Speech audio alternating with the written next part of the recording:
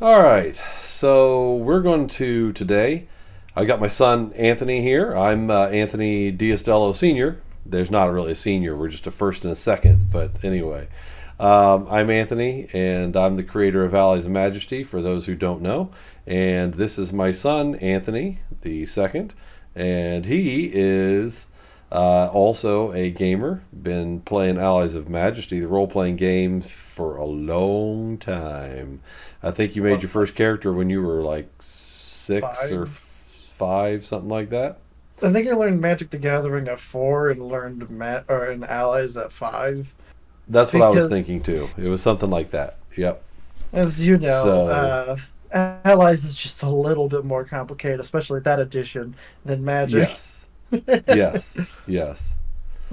We're just going to answer some of the common questions that I've been getting about how Allies of Majesty works. For those of you that don't know, it's a tabletop role playing game, but it's a little bit different in the setting. It's your characters are, instead of mortal beings, even if they are a fantasy race, the characters that you play are angels, and you're spending most of your time in the spirit realm, and your enemies are also spiritual. You do interact a lot with the natural realm, but you're dealing a lot more with the spiritual, and you're immortal, which brings a whole lot of questions. People want to try and get their mind around how it works. So that's what we're going to do today, is just answer some of those questions. Before we get in too much, though, I want to introduce my son. And I know, like you said earlier, he played Allies of Majesty for the beginning. That was his introduction to role-playing games. But in his adult life has branched out into a lot of others, exploring a lot of genres, if or at least different styles. If you want to kind of comment on that, go for it. Yeah, for sure. Actually, I'm running a Mask of the New Generation game tonight, so No, that should be cool. fun. Yeah. So yeah, we'll see. They're in space and about to fight a self-aware villain who knows he's in a game and he knows his job is to be as entertaining as possible. That should be fun. Um, so but yeah, Mask. I've played a little bit of D&D. I think I'm actually in no, I'm just in one campaign right now. Anyways, and then I'm gonna run a Delta Green one shot here pretty soon. So those are the systems that I generally run. I'm aware of systems like The Witcher, and I've listened to actual plays, so I know a little bit how they work. Um, and they, for that system, there's Cyberpunk has their own system, Shadowrun, all that type of stuff. So I know a lot about those. Oh yeah, and I'm also playing in Vampire the Masquerade with the play by post. Uh, with you know the guy Carl. Yeah. So Yep. yeah. Um.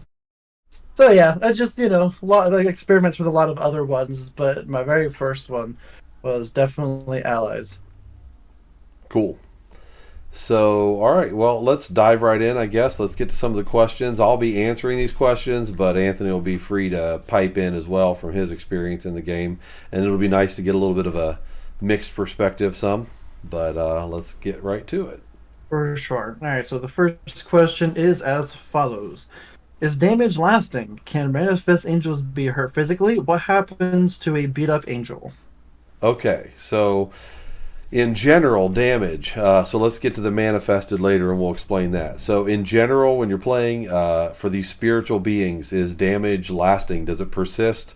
Because like when you're dealing with a mortal enemy or a mortal character, I'm sorry, they're wounded and it takes a while to recover sometimes or whatever.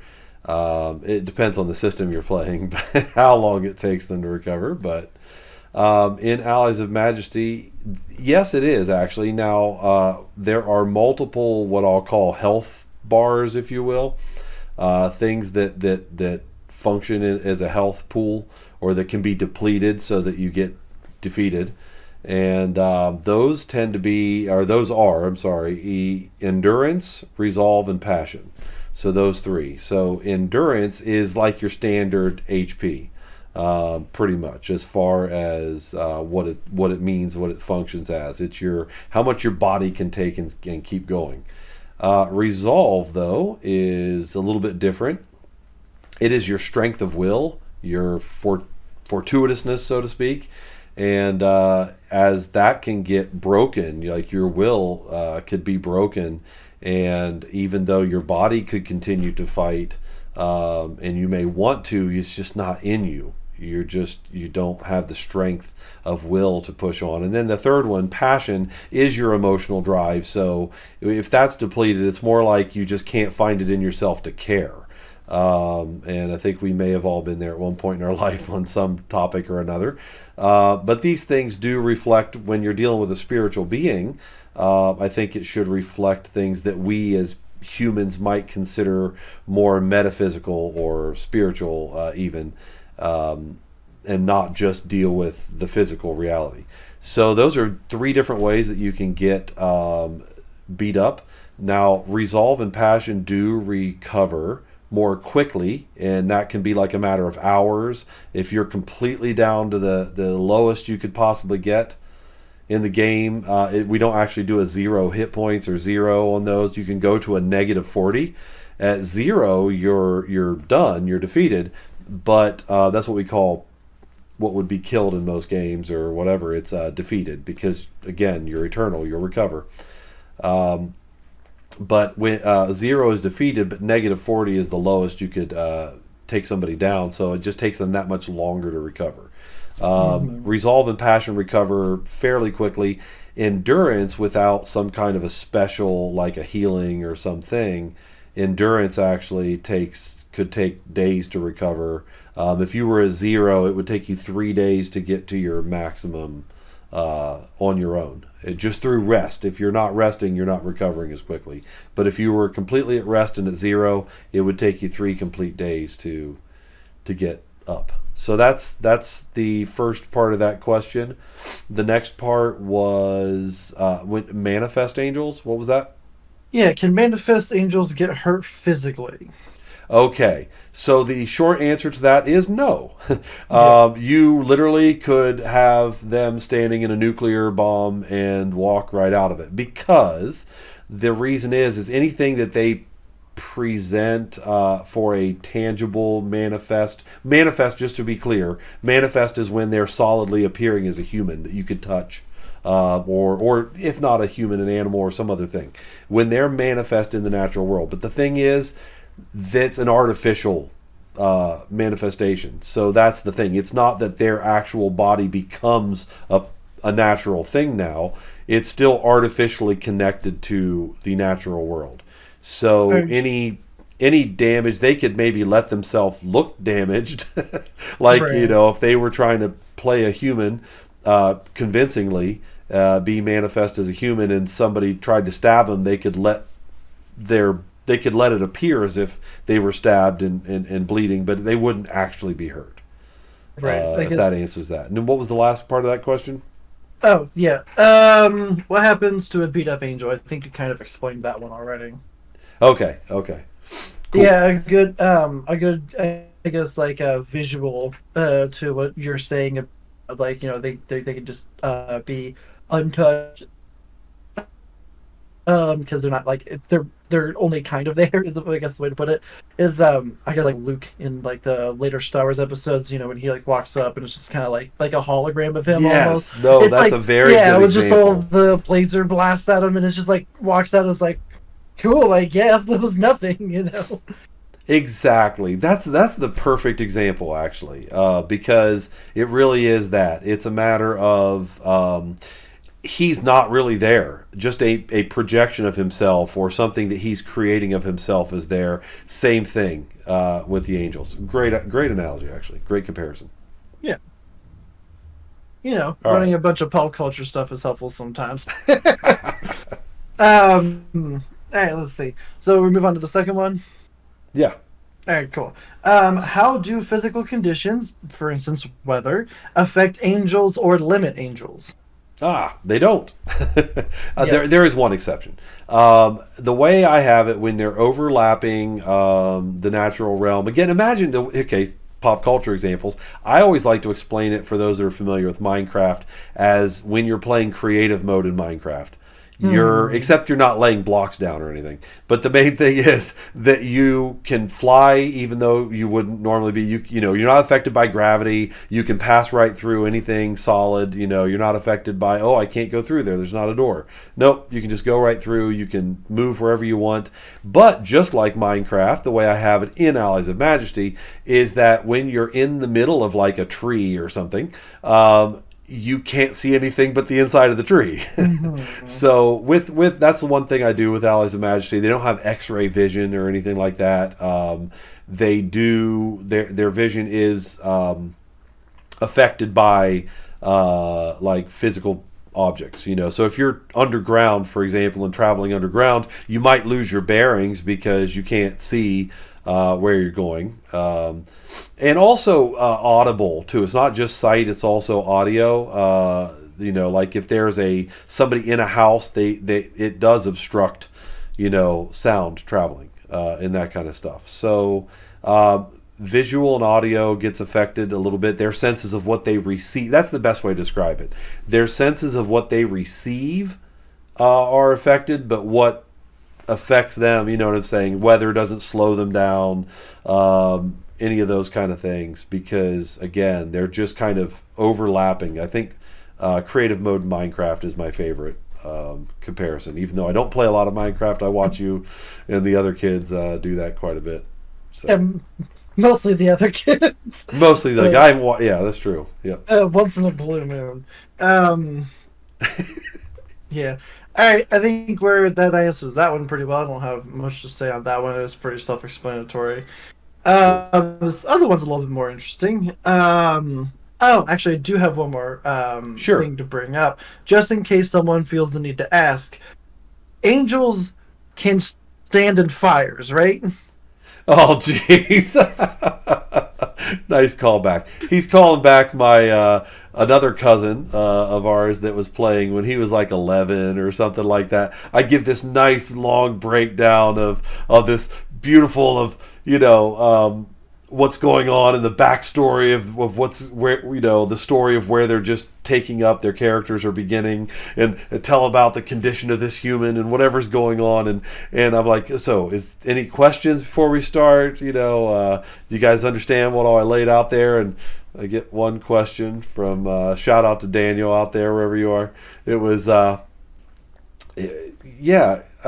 I stand in that fire, like the campfire there? I'm like, yeah.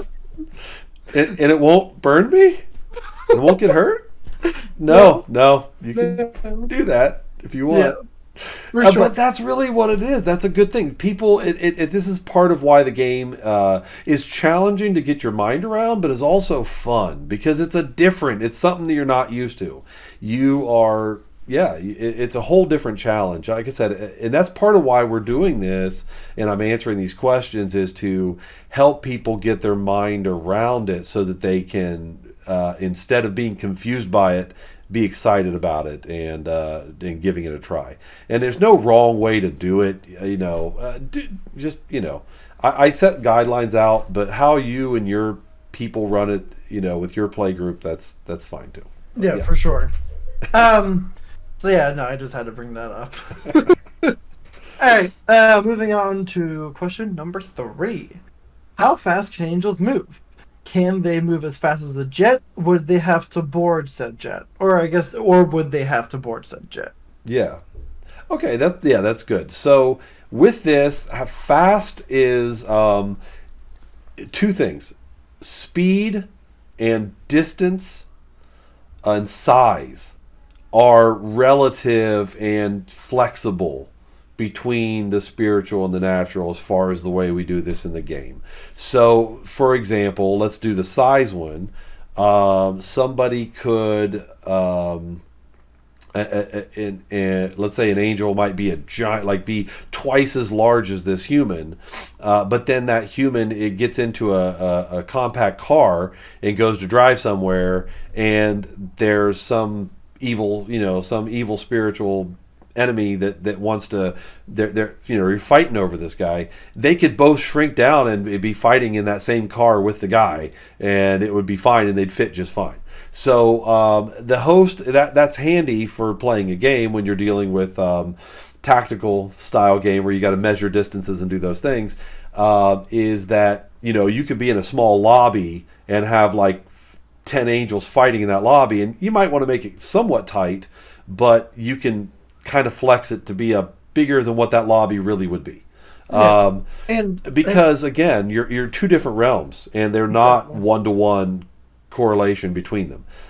So the next side of that, then, on the speed and ranges, people ask me, well, what would 1 inch, because we measure with inches in the game, what would 1 inch translate to in real life? And I'm like, it really doesn't fluctuate well. And really, honestly, the straight answer is the way I have the measurements in the game, it's balanced for fun and appropriate play on a tabletop. It is balanced. The measurements, the distances I have are to make it fun to play on a regular tabletop. They're not for a perfect, correlation. So it works out with the spirit realm that I can do that.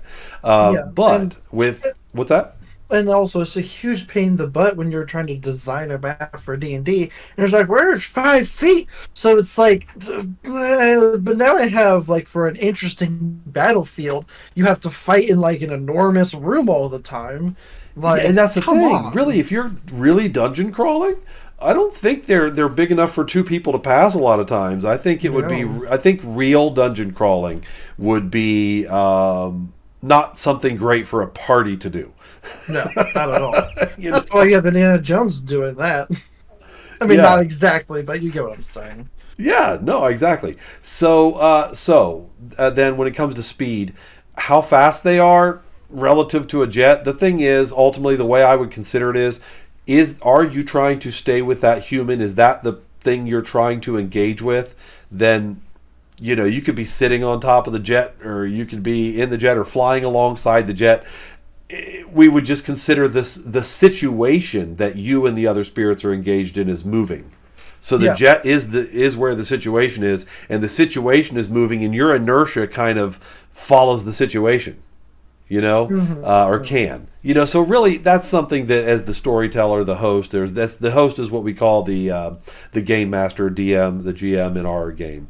In Allies of Majesty. So the host can play with that and do what they need to do to make it fun and interesting for their table. But no, you wouldn't have to be inside the jet. And but as far as travel, now that's a whole different thing. Let's say you want. Oh, well, was that part of this question?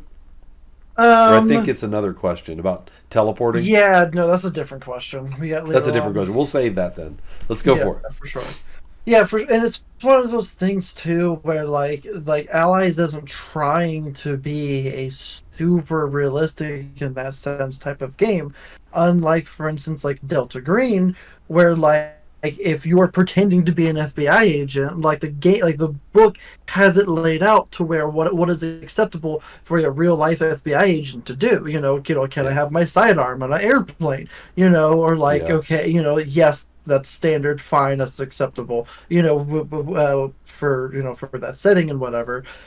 And like I said, it's not trying to, be that hyper realistic, partly because it is, a lot of the game takes place in a, spiritual, different realm. Although, you brought up a great point. There are protocols. For the sure. There are rules of engagement, and the way we have it set up in the game, the good and evil spirits are still under an authority. Ultimately, God still rules the world, rules the universe, and so they all are aware of that. Even the ones that are not loyal to Him are aware of that, and know they have to work around that and work with that. So there are protocols that they would follow, and that's one of the questions that I'm going to throw in as a bonus question here, is that people ask, because they're not sure, what am I allowed to do as an angel character? And so that one is really, I don't have, I try not to have too many expectations. You're not trying to be whatever you're going to be, but for the most part, we find that it's the most fun and engaging if you you're just not going to be on the dark side of morality. That's all. Yeah, You for can sure. be a quirky, you can be funny, you can be serious, you can be whatever your play group intends to be and enjoys. If you have certain, you want to be dog bone serious, if that's what your group wants, then work that out among your group. If you want to just be slapstick with all of it, and that's the way you're going to enjoy the setting, then enjoy it that way.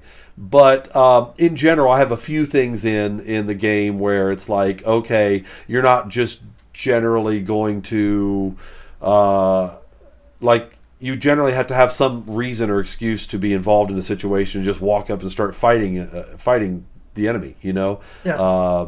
You have to be on assignment to do that, or you may not, if they're doing something they're legitimately allowed to do, there's certain circumstances where you may not be free to engage them, or you'd be kind of breaking protocol, Well, and like there's a couple good examples, right? Like in D&D, you're walking by, there's some goblins. Okay, sure, fight some goblins. Who cares?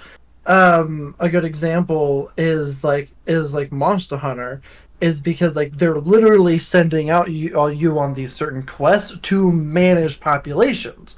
Like Yeah. like they're not trying to make like Rathians or Rathaloses extinct. So like that's why you Right. have to go through the guild, to do that. Right. So like technically, sure, if you're out there, you can kill some more monsters. This is the way the game is. But Right. for this example, like you're walking by, you see some, like I guess some fallen spirits.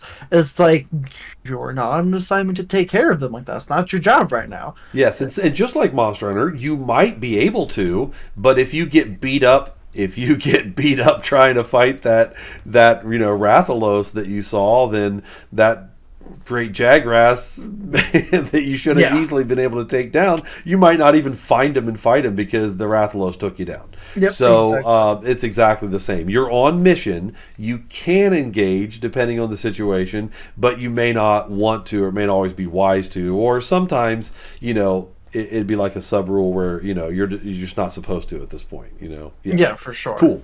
Okay. Yeah. All right. And Yeah. there's also nothing wrong with the host just having big things as set pieces for that exact reason. You're just not Yeah. supposed to fight, like Yeah. like the Devil Joe when you're on a Great Jagras mission. You just don't do that because Right. you're not there yet. There's nothing wrong with that. I think that brings up another bonus question of the host playing God. This is going to be a controversial one because I know different game designers that try to design in a Christian, with a Christian or faith-based perspective, have different opinions on playing God. Now, I view this as a fiction story, so you're not playing God any more than C.S. Lewis was playing God in writing Aslan. You're writing how God, and he literally, if you get into, not to go side rabbit hole here, but C.S. Lewis literally considered Aslan, as far as his perspective, Jesus. You know what I mean? Like a pretty direct thing. So it wasn't like, well, it's completely removed. In his writing, he as far as he's concerned was writing God, and but it's fictional, and so I'm not saying God is this. So obviously, be respectful if you're a Christian. Be respectful of what you do there, but there's no wrong in if you choose something. If you choose in a situation to have it play out a certain way that God may not literally have actually done, and you're doing your best effort, I don't think God's going to be upset about that, and I don't think you're sinning in that regard or anything, personally. But if you're not sure, roll the dice. There's literally, I forget Proverbs, I forget which one it is, but the New Living Translation says, because they talk about casting lots or something like that in the old, but in the New Living it says, we may cast the dice or roll the dice, but the Lord determines how they fall. So, hey, if you're not sure, do like they did in the Bible where they cast lots to see. If you're not sure as the host and you don't want to make a call for God, then roll for it, I guess that's my answer on that. All right. Bonus answers. Yep. Yeah, we're gonna have a bonus round. Now you got to go beat up a car. Oh, my car. Good grief. I Street can't Fighter. believe he kept that for so long. They did. That's great. Anyway. It was my favorite, though. Anyway. Alright, should we move on to 4? Yeah, sure. Alright, enough of these bonus questions. Back on task. Alright, can you just teleport? If they had to rescue a person from a hostile city, could they just materialize next to the person, or would they have to travel to the city and find that person first? Okay, so the teleport is the first thing. So, and it kind of addresses the other part. So, generally the way I have angels interacting, again, let's think creative mode in Minecraft. So, if you are in a location and you have to move to a new location, there may be ways to fast travel or something. I don't know because I don't play Minecraft. But yeah, okay. But basically, though. What you do is, okay, I deal with cosmology here. So again, the game, just since we didn't cover this earlier, Allies of Majesty tries to reflect and be built around biblical cosmology in ancient Israelite or Hebrew ways of viewing the world and the spirit realm and other things like that. So in there's a three-tiered cosmology. There's the earth, but then there's the heavens, which is where God is, and it also is up. And then there is the underworld, which is as far as you can get from God, and that is down. And so, not that God doesn't exist there, but it's, cosmologically speaking, the opposite away from God, and so, or God's presence, directly. So, in that, if you're coming from the heavens and you want to enter the earth, then we just have you like open a portal basically, and you can appear over any part of the earth you want. And then once you're there, though, you appear in the skies. Now, there's scriptures like kind of Jacob's ladder and Christ ascending into the clouds and things like that, and he'll come back through the sky. So I use biblical references still to build this, but you would appear in the sky above the earth, and then you descend to where you're trying to go. So if an angel really was in New York and they wanted to get to Beijing, then they would fly. The quickest way would be to fly up into the air, portal into the heavens, portal back into the earth above Beijing, and descend. So they could do that. But if they're already in New York, they wouldn't just be able to teleport where they want. If it's pretty much they can.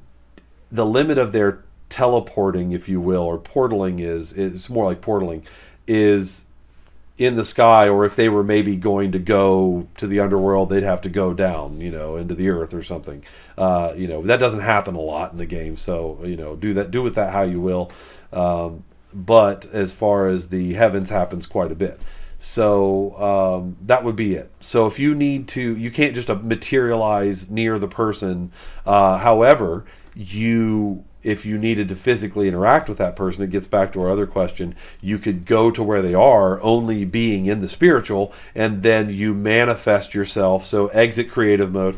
You manifest in that location, and then, so in that case, you can manifest near the person, but you still have to travel spiritually to get there. Does that answer that question? Yeah, I'd say so. There's like another couple good, I guess, not really one-to-ones, but I guess similarities. I got one, like this guy over here, you got Mega Man, like he teleports to the beginning of the stage, but you still gotta go through the stage. Like you're not just teleporting straight into the boss room. Good point. So some of that. Another good example would be like games that have fast travel spots. You gotta go to the spot to then fast travel to wherever you want. That's a good, good comparisons, yeah. So like Heaven would kind of be like the hub, and then you go out for wherever from there. Once again, going back to Monster Hunter, you go to the hub, and then you can fast travel to any of the different regions. Exactly, yeah. You got to go to those spots. So it's kind of like that, yeah. So the heavens would be the spot. Up in the sky would be the spot. Yeah, gotcha. Yep. Cool. And then another one is that like this kind of goes into a different question we got going on or going forward, but like a quick note. This is also one of those things that the host can always kind of say, you might know that they're in this city, so you can go to this city, but the host might not say, that his address is, whatever it is. Right. You go straight, you basically, you come from the heavens, from like directly above his house, and then just fall down like a meteor, and ta-da, I'm here.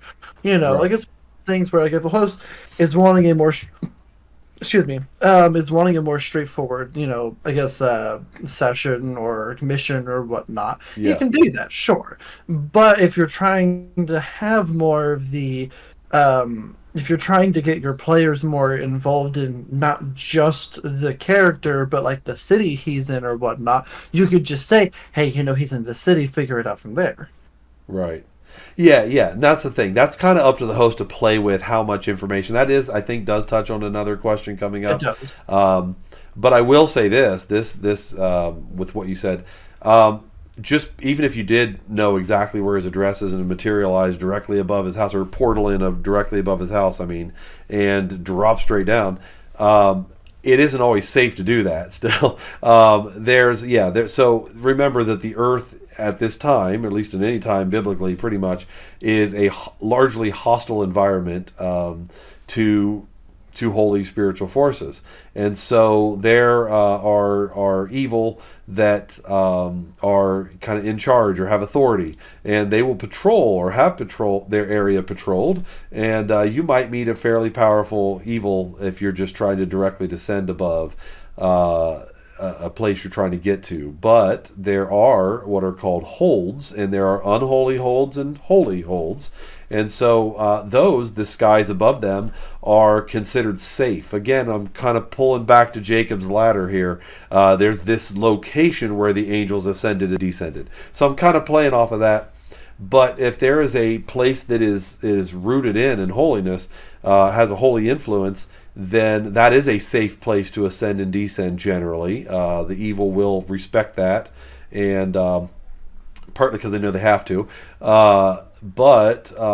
Anyway, and that is a safe place. So a lot of times there's a choice when you're starting a mission. Does the group want to try and direct descend and risk an possibly overwhelming fight, or do they put a low chance of it, or do they want to just safely descend over a holy hold where it's pretty safe, and then they also may be able to get some items or information or other things depending on the relationship of that hold with the area. But yeah, Yeah, for sure. which is Once another fun plot point. yeah, for sure. Yeah, Like I said, is kind of like I guess a fast point, for yeah, the different holds, if you want to say that too. You yeah, know, once again, it's one of those things where the host can treat it however exactly. they decide. But generally speaking, as intended, yeah, that's generally how they're going to work. Yep, yeah, yeah. And again, yeah, the host can judge, hey, we only have this long to play today, and we need to get straight to it, or hey, I really have this plot point. You're supposed to go over the hold this time. Yeah. Yeah. Actually, the next question was about the information, so here it Oh, goes. perfect. Why wouldn't God or superior angels give the heroes as much information as possible to accomplish their jobs? How easy can PC angels find out information? Must they search like mortals, or do they have answers on tap? Gotcha. So I guess that gets to the point I do want to clarify. What are the limits of angels in a second? I mean, that'll lead into the rest of it. So for a second, let's say angels are not the O words. They're not omnipotent. They don't have unlimited power. They're not omnipresent. They can't be everywhere at once. And they're not omniscient. They don't know everything.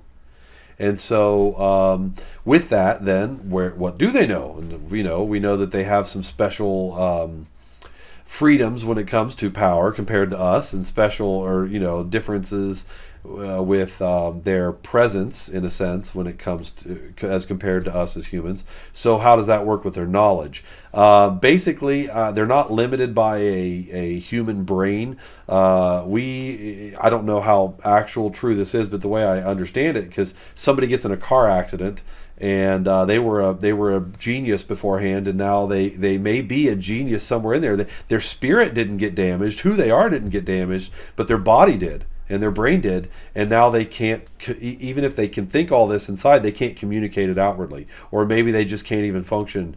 What about when somebody's brain dead and they're a vegetable? They're not able to communicate So they're limited by their brain. And I know that people, your brain health can affect your memory and other things like that. So imagine you're no longer affected by any of that. And that's how free their knowledge is. But that doesn't mean that they know everything. And so when it comes to getting knowledge, that's really up to the host. Again, I treat it like similar to us. Because so part of the beauty of this is not only celebrating and enjoying and playing around with all the ways that angels are different than humans, we also get to kind of explore all the ways that they may be similar to us. We are made in God's image, and some people will debate this and say it's a Trinitarian statement, and I'm not the one qualified to say either way, but some scholars will say that when he said, "Let us make man in our own image," he was talking to his divine council, the angels, and he had already made them by that point. And say, or also there's another one. He says, "Look, he has become like us, knowing good and evil," knowing the difference after they ate the apple. And so, or ate, not necessarily an apple, but the fruit from the tree, ate from the tree. We don't know if it's an apple. It's just always made that way. But point being, though, is that they're just us unhindered, but they still don't know everything. And so, and there's other ways I can get into that where I back up, where it's like talking about that they didn't know, like, for example, Paul says that the powers that be didn't know that they were, it was part of the plan to crucify Jesus, or else they wouldn't have crucified him. But that knowledge was hidden from them. So anyway, you can kind of go with that and say, look, God isn't just concerned about the situation. He has goals. Like, look, think of a missionary. God has goals of where he's sending the missionary, but he doesn't tell the missionary everything so that his goal is 100% accomplished. He still also has a goal, which is the growth of that missionary. He wants to see that missionary grow as a human, and so he's working on multiple goals all at once. And so the development of that angel as a character, or the party as a group, can also be in play here. So what God will share at what times varies, and what knowledge they know varies from situation to situation. And that you can use as a plot point. You as the host can flex it. And there are situations, as far as it being on tap, I'd say there are definitely situations in which the characters may need something, and I treat it just like us. They can pray, and they have access to the same Holy Spirit we do, and God may answer them. That Holy Spirit may give them a guiding, may give them an urge or an inclination in a direction, or may just straight give them a revelatory answer. There it is, or nothing. It may be dead silence. So again, play with that as the host. Use it, and use it to build enjoyment in the game, because really that's what this is. Ultimately, it's a game. It's not a simulation. Yeah, for sure. Does that answer all? Because we kind of lumped a few questions there.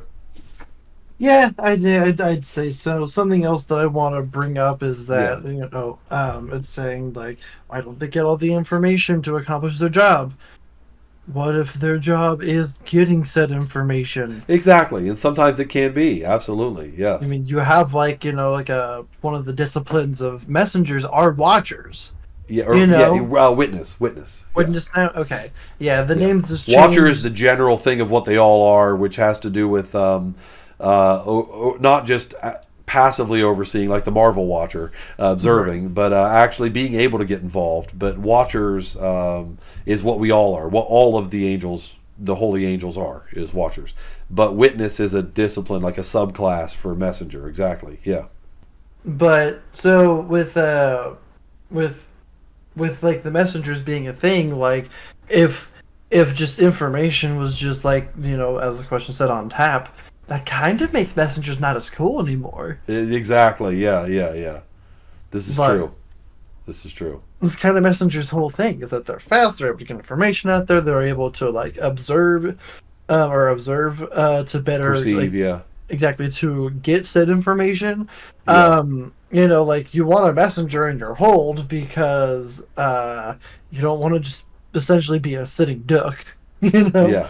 So yeah, it's one of those things where yeah, the host can once again play with that as much as they do or don't want to. I think that like it's an interesting plot point, but like don't just like overdo it essentially. Yeah, yeah, yeah. Like it, yeah. Like you don't want your messenger player to say, "I know what my job is today." Like, oh, let them do Right. some cool other stuff too. you Yeah, know? yeah, yeah, yeah, yeah. Yeah. Um.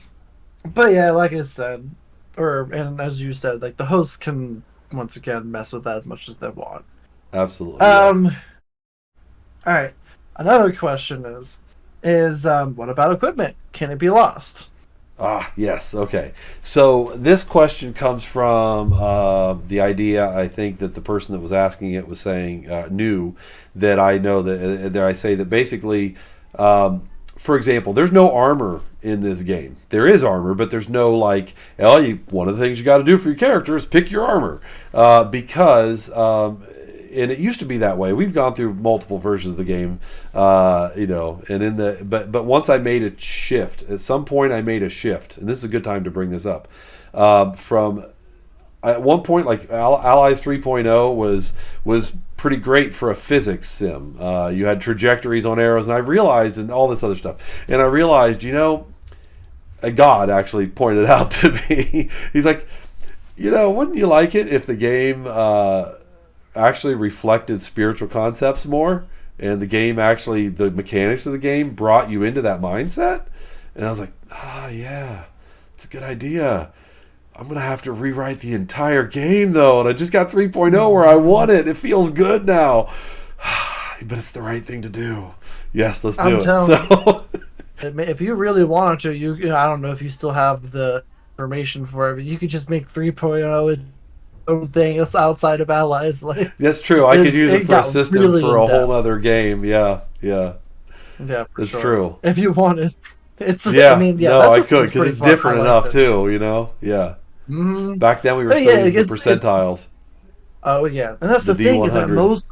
most more modern games you're looking at either D20s or 2D6. You don't Yeah. really see percentiles unless you're looking at things like Delta Green or Call of Cthulhu, Yep. but those are Yep. more skill based and they're not really combat oriented because generally Right. in those games if there is combat it's either quick, lethal, and you Yeah. probably die.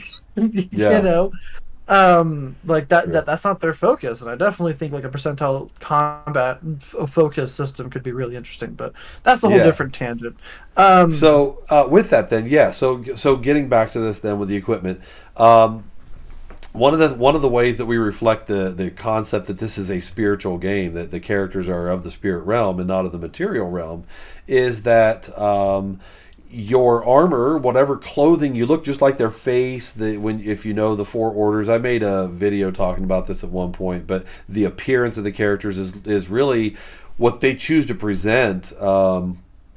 Because when you see, and this is just where I'm drawing this from. This doesn't necessarily mean this is the case, but we have a very natural, like like this table in front of me, the desk in front of me is made of wood, and it's got these cells, or basically atoms and all the stuff that make it what it is. And that the spirit realm is made of something different. Is not a material. That it's not made of material. It's not the material world. So. That when we see prophets getting visions into, or seeing into, or maybe being taken away into the spirit realm, it's always very symbolic. Everything they see means something. What it looks like is purposeful, and so that's what we kind of do here. And so your armor and those kind of things really are what you want to say about yourself. So really, I compare the fighting in concept. These two angels fighting one another is more like Gandalf and Saruman in the tower, wielding this invisible force at one another, and these things. That's kind of really what's going on, technically or conceptually, and more so. But it looks like I have this sword and I'm swinging it at you, and you're dodging it, or you're blocking it with your shield or your own weapon or whatever, that kind of stuff. And so, or I have an arrow and I'm firing a bow and an arrow and I'm firing at you. Um, But the weapons that you make generally, again, are just manifestations that you create, localized manifestations. Like I manifest what looks like a bow, and I manifest an arrow, and I fire it. And that's the kind of stuff. So you can't lose those items. Those kind of items aren't items at all. Those are just a visual display that you're choosing to represent what you're doing. It's kind of funny. I almost made this comparison once. If you really wanted to go goofy with it, it's almost like Green Lantern, but with some other rules. It's a whole different thing. There's a scene from this TV show I gotta show you. That's actually a really good example. I just wish it was a bit more well known. But Netflix did a TV show called Sandman. Which is based off of like a comic book series they did. It's technically in like the DC universe, barely. Okay. It's largely its own thing. Anyways, there was a really interesting scene. I forget the guy's name, but like the Sandman, like the Lord of Dreams, essentially. Ended up like in that universe, ended up needing to like go to hell for some reason. I think he was trying to he was trying to find someone, get some information, essentially, but there was like this really weird sequence where he had to like fight somebody, but like they didn't actually ever throw fists. They were just like spewing concepts back and forth, and like it was really interesting and well done. And then like they tried to make it visually interesting, but it's kind of like that, or I guess another more mainstream but not as accurate example. How when like in the 90s X-Men cartoon, when like Professor X like goes to fight someone but it's in like the mindscape, and so they did a scene like that a gladiator in Legion. They did a scene like that in Legion, but yeah, they did that too. Like it's more along the lines of that than it is. Yeah, and then what are they trying to do in those shows? They're trying to show a spiritual realm, if you will, but they call it something else. It's the astral plane or something like that. Yeah. Yeah. Something like they're that. trying to show combat of a more mental, symbolic side of things, as opposed to a physical finesse. Right. Which is so what happens is more interesting. It looks like physical combat. It plays out like physical combat. And if you wanted to tweak that a little bit at your table or describe it a little more fantastical, go for it. But it is conceptually happening exactly like what you're saying, and that this is the visage of a sword, or the visual of those kinds of things. But there are tangible items in the game as well. And you could have a tangible piece of armor or a tangible, weapon, whatever. And those are created items because where you can make localized manifestations, the way I have it in the game is, God created, well, this is the real Bible there, but God created the universe, the heavens and the earth and all that's in them. And these things are existing and persisting at His will. If you read in Colossians, it says that everything exists because of Christ as well, and that He maintains it all, basically, and that Christ created it, but also He sustains it. And so only God can create these more lasting manifestations, if you will, and so God can create items. And why are there bad guy items? Yes, there are. But what happened, the way we explain it in the game, is that any of these holy items that God had created, when people cross that line, or spirits, I guess, when they cross that line and become rebellious, then they also, when they become corrupt, any items that in their ownership, anything that they own in that regard, corrupts with them. And so those are now unholy items. And they won't use holy items, and the good guys, the holy angels, won't use unholy items. And so now we have items that we can use and lose, like the question asks, but we want to keep them out of enemy hands. Either side wants to keep them out of the other side's hands. And so that's why you have things hidden away and guarded instead of being put to use. I always thought it was funny sometimes. Yeah. I mean, I know there's explanations, but I always thought it was conceptually funny when you have a warrior or an orc warrior guarding a chest, and in the chest you find a magical sword, and he's guarding it with a crapo sword, and it's like he would have done a better job guarding it if he could have used it. But anyway, Absolutely. yeah. It's no, yeah, that's the whole thing. A good way to think of it is that like base items you cannot lose. You cannot lose base items. Right. Anything that gets a bit more fancy, you can lose. Yeah, exactly. Now, if there's an option to get like a super special item, and if you lose that, you might want to go get that. But the thing is that because like both sides, asset denial is a real thing. So right. Yeah, right. it might be locked away, and now you gotta go Right. do like a raid on a stronghold of some sort. So what he was talking about with Or that, what Anthony's talking about with the super special item is, without getting too deep into it, it's when you there's certain tiers that you go up as a character, and you can get rewards when you go to those. And one of those you can choose is called a covenant item. That is an item that God creates as a covenant specifically with that character, and it's a sign of a covenant. So I give you this, and you use it to continue to serve me. That's your side of the covenant, And so there are those, and those can only be used by the character that they're made for. And so some of those were corrupted with their owners as well.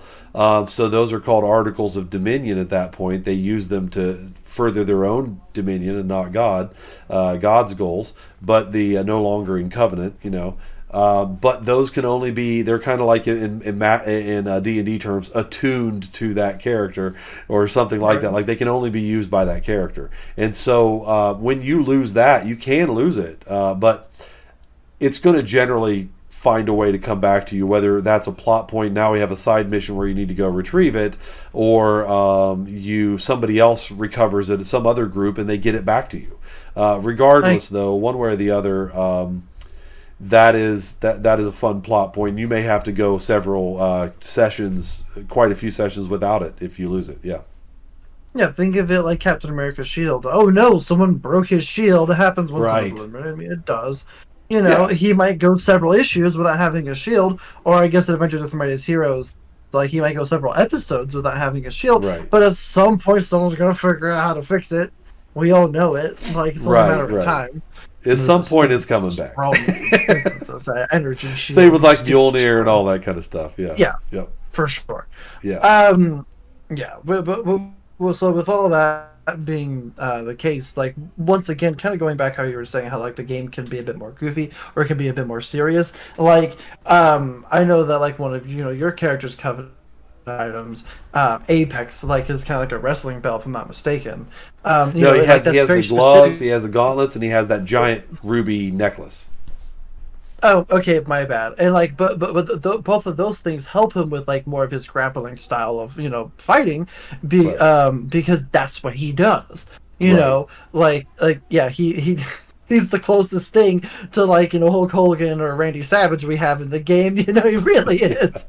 And like and it's one of those things where it's like that's not even that's all that goofy. Like like it's fun, but it's specifically for that character, and so.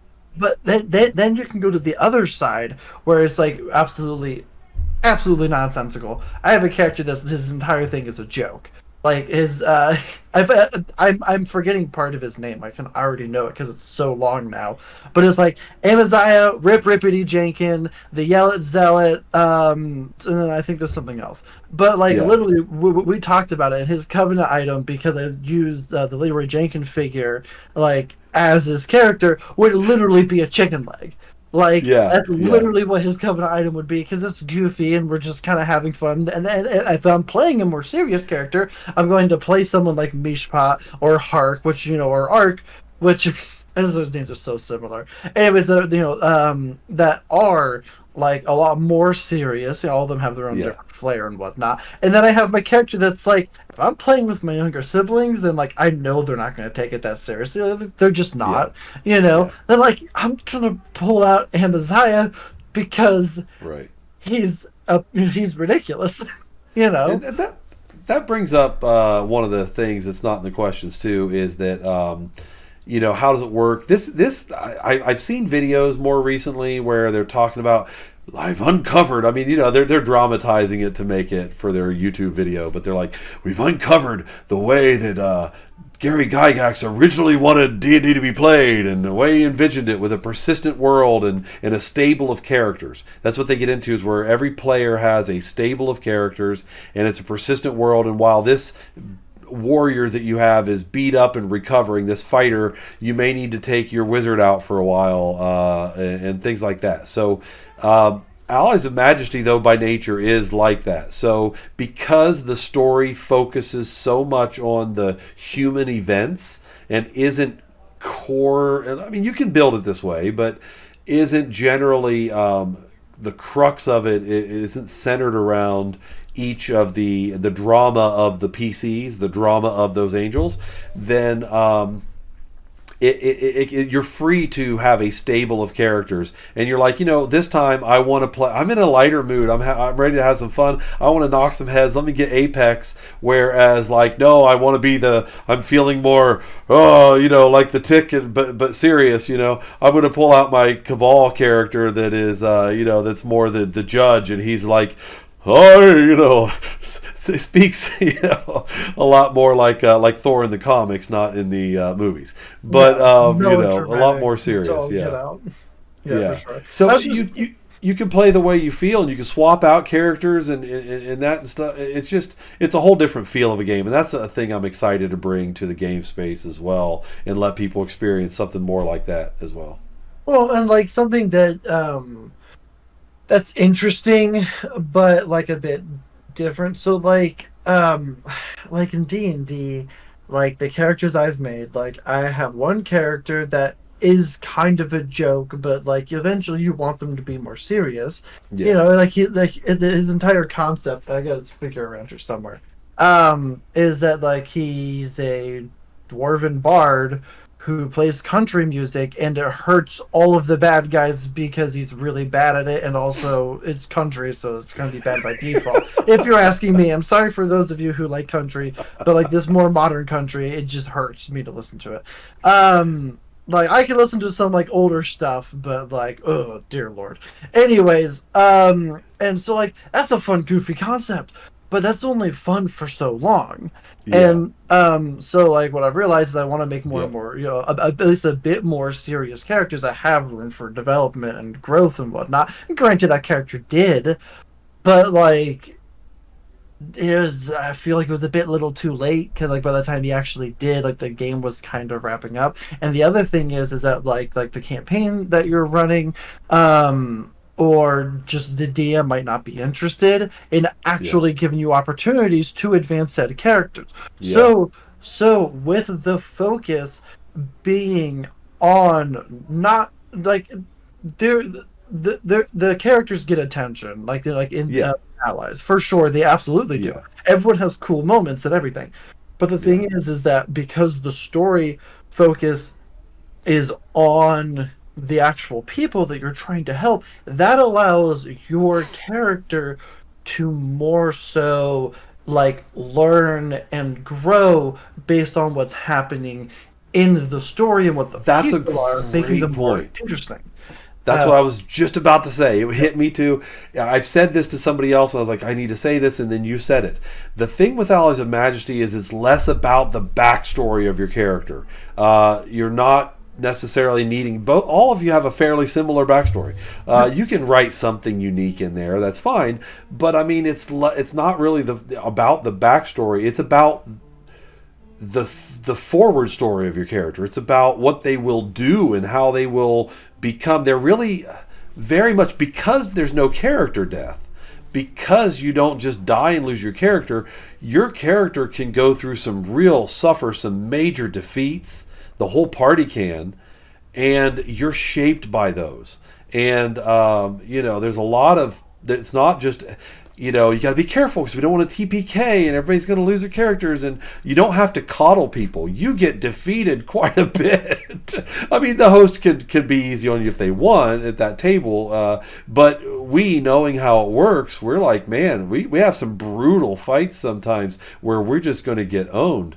And your character, I found, is shaped more strongly and shaped better by your defeats than by your successes. Yep. And I feel like the Allies of Majesty characters that I have that I've seen from other people grow that way really are deep and have more maturity to them. So even if you're just making a joke character or whatever, and you're worried about, I don't want to insult the spirit realm or insult God or angels by playing something goofy, your characters really get more mature than I've seen a lot of other characters become, because you can suffer real defeats. Just like we as humans grow in our defeats. We're really shaped by our experiences, especially our low ones, our low points. And I feel like Allies of Majesty characters have that same experience. Yeah, for sure. There's like in like the Netflix Voltron series, like the characters episode 1 were insufferable. Every single one of them. Like I basically was like, I'm done. This absolutely sucks. These characters are the freaking worst. Just get it out of here. And then Ben was like, no, you actually gotta like give it a shot. Trust me on this one. For real, it gets good.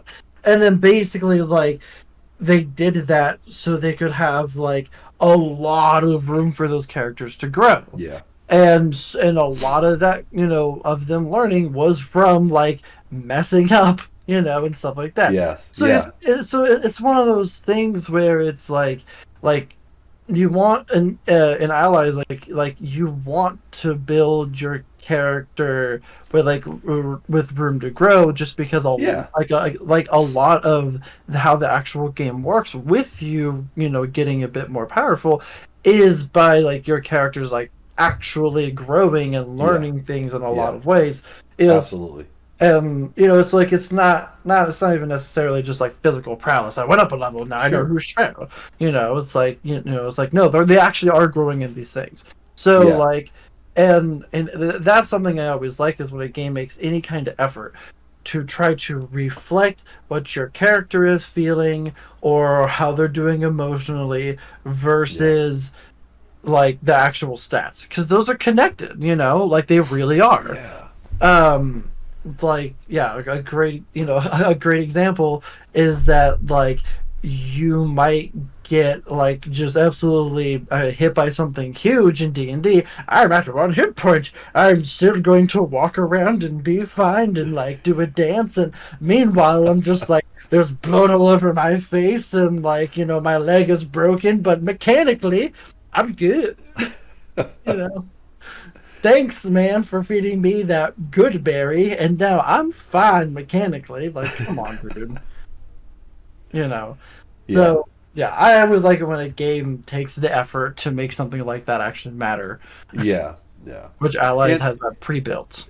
That's something that I like with Allies. One of the things about the persistent characters, the persistent world, is that you can run plots that are only 1 to 3 sessions long, and it's not so much a one-shot, where like in D&D, for a one-shot, you generally bring a character specifically for that game.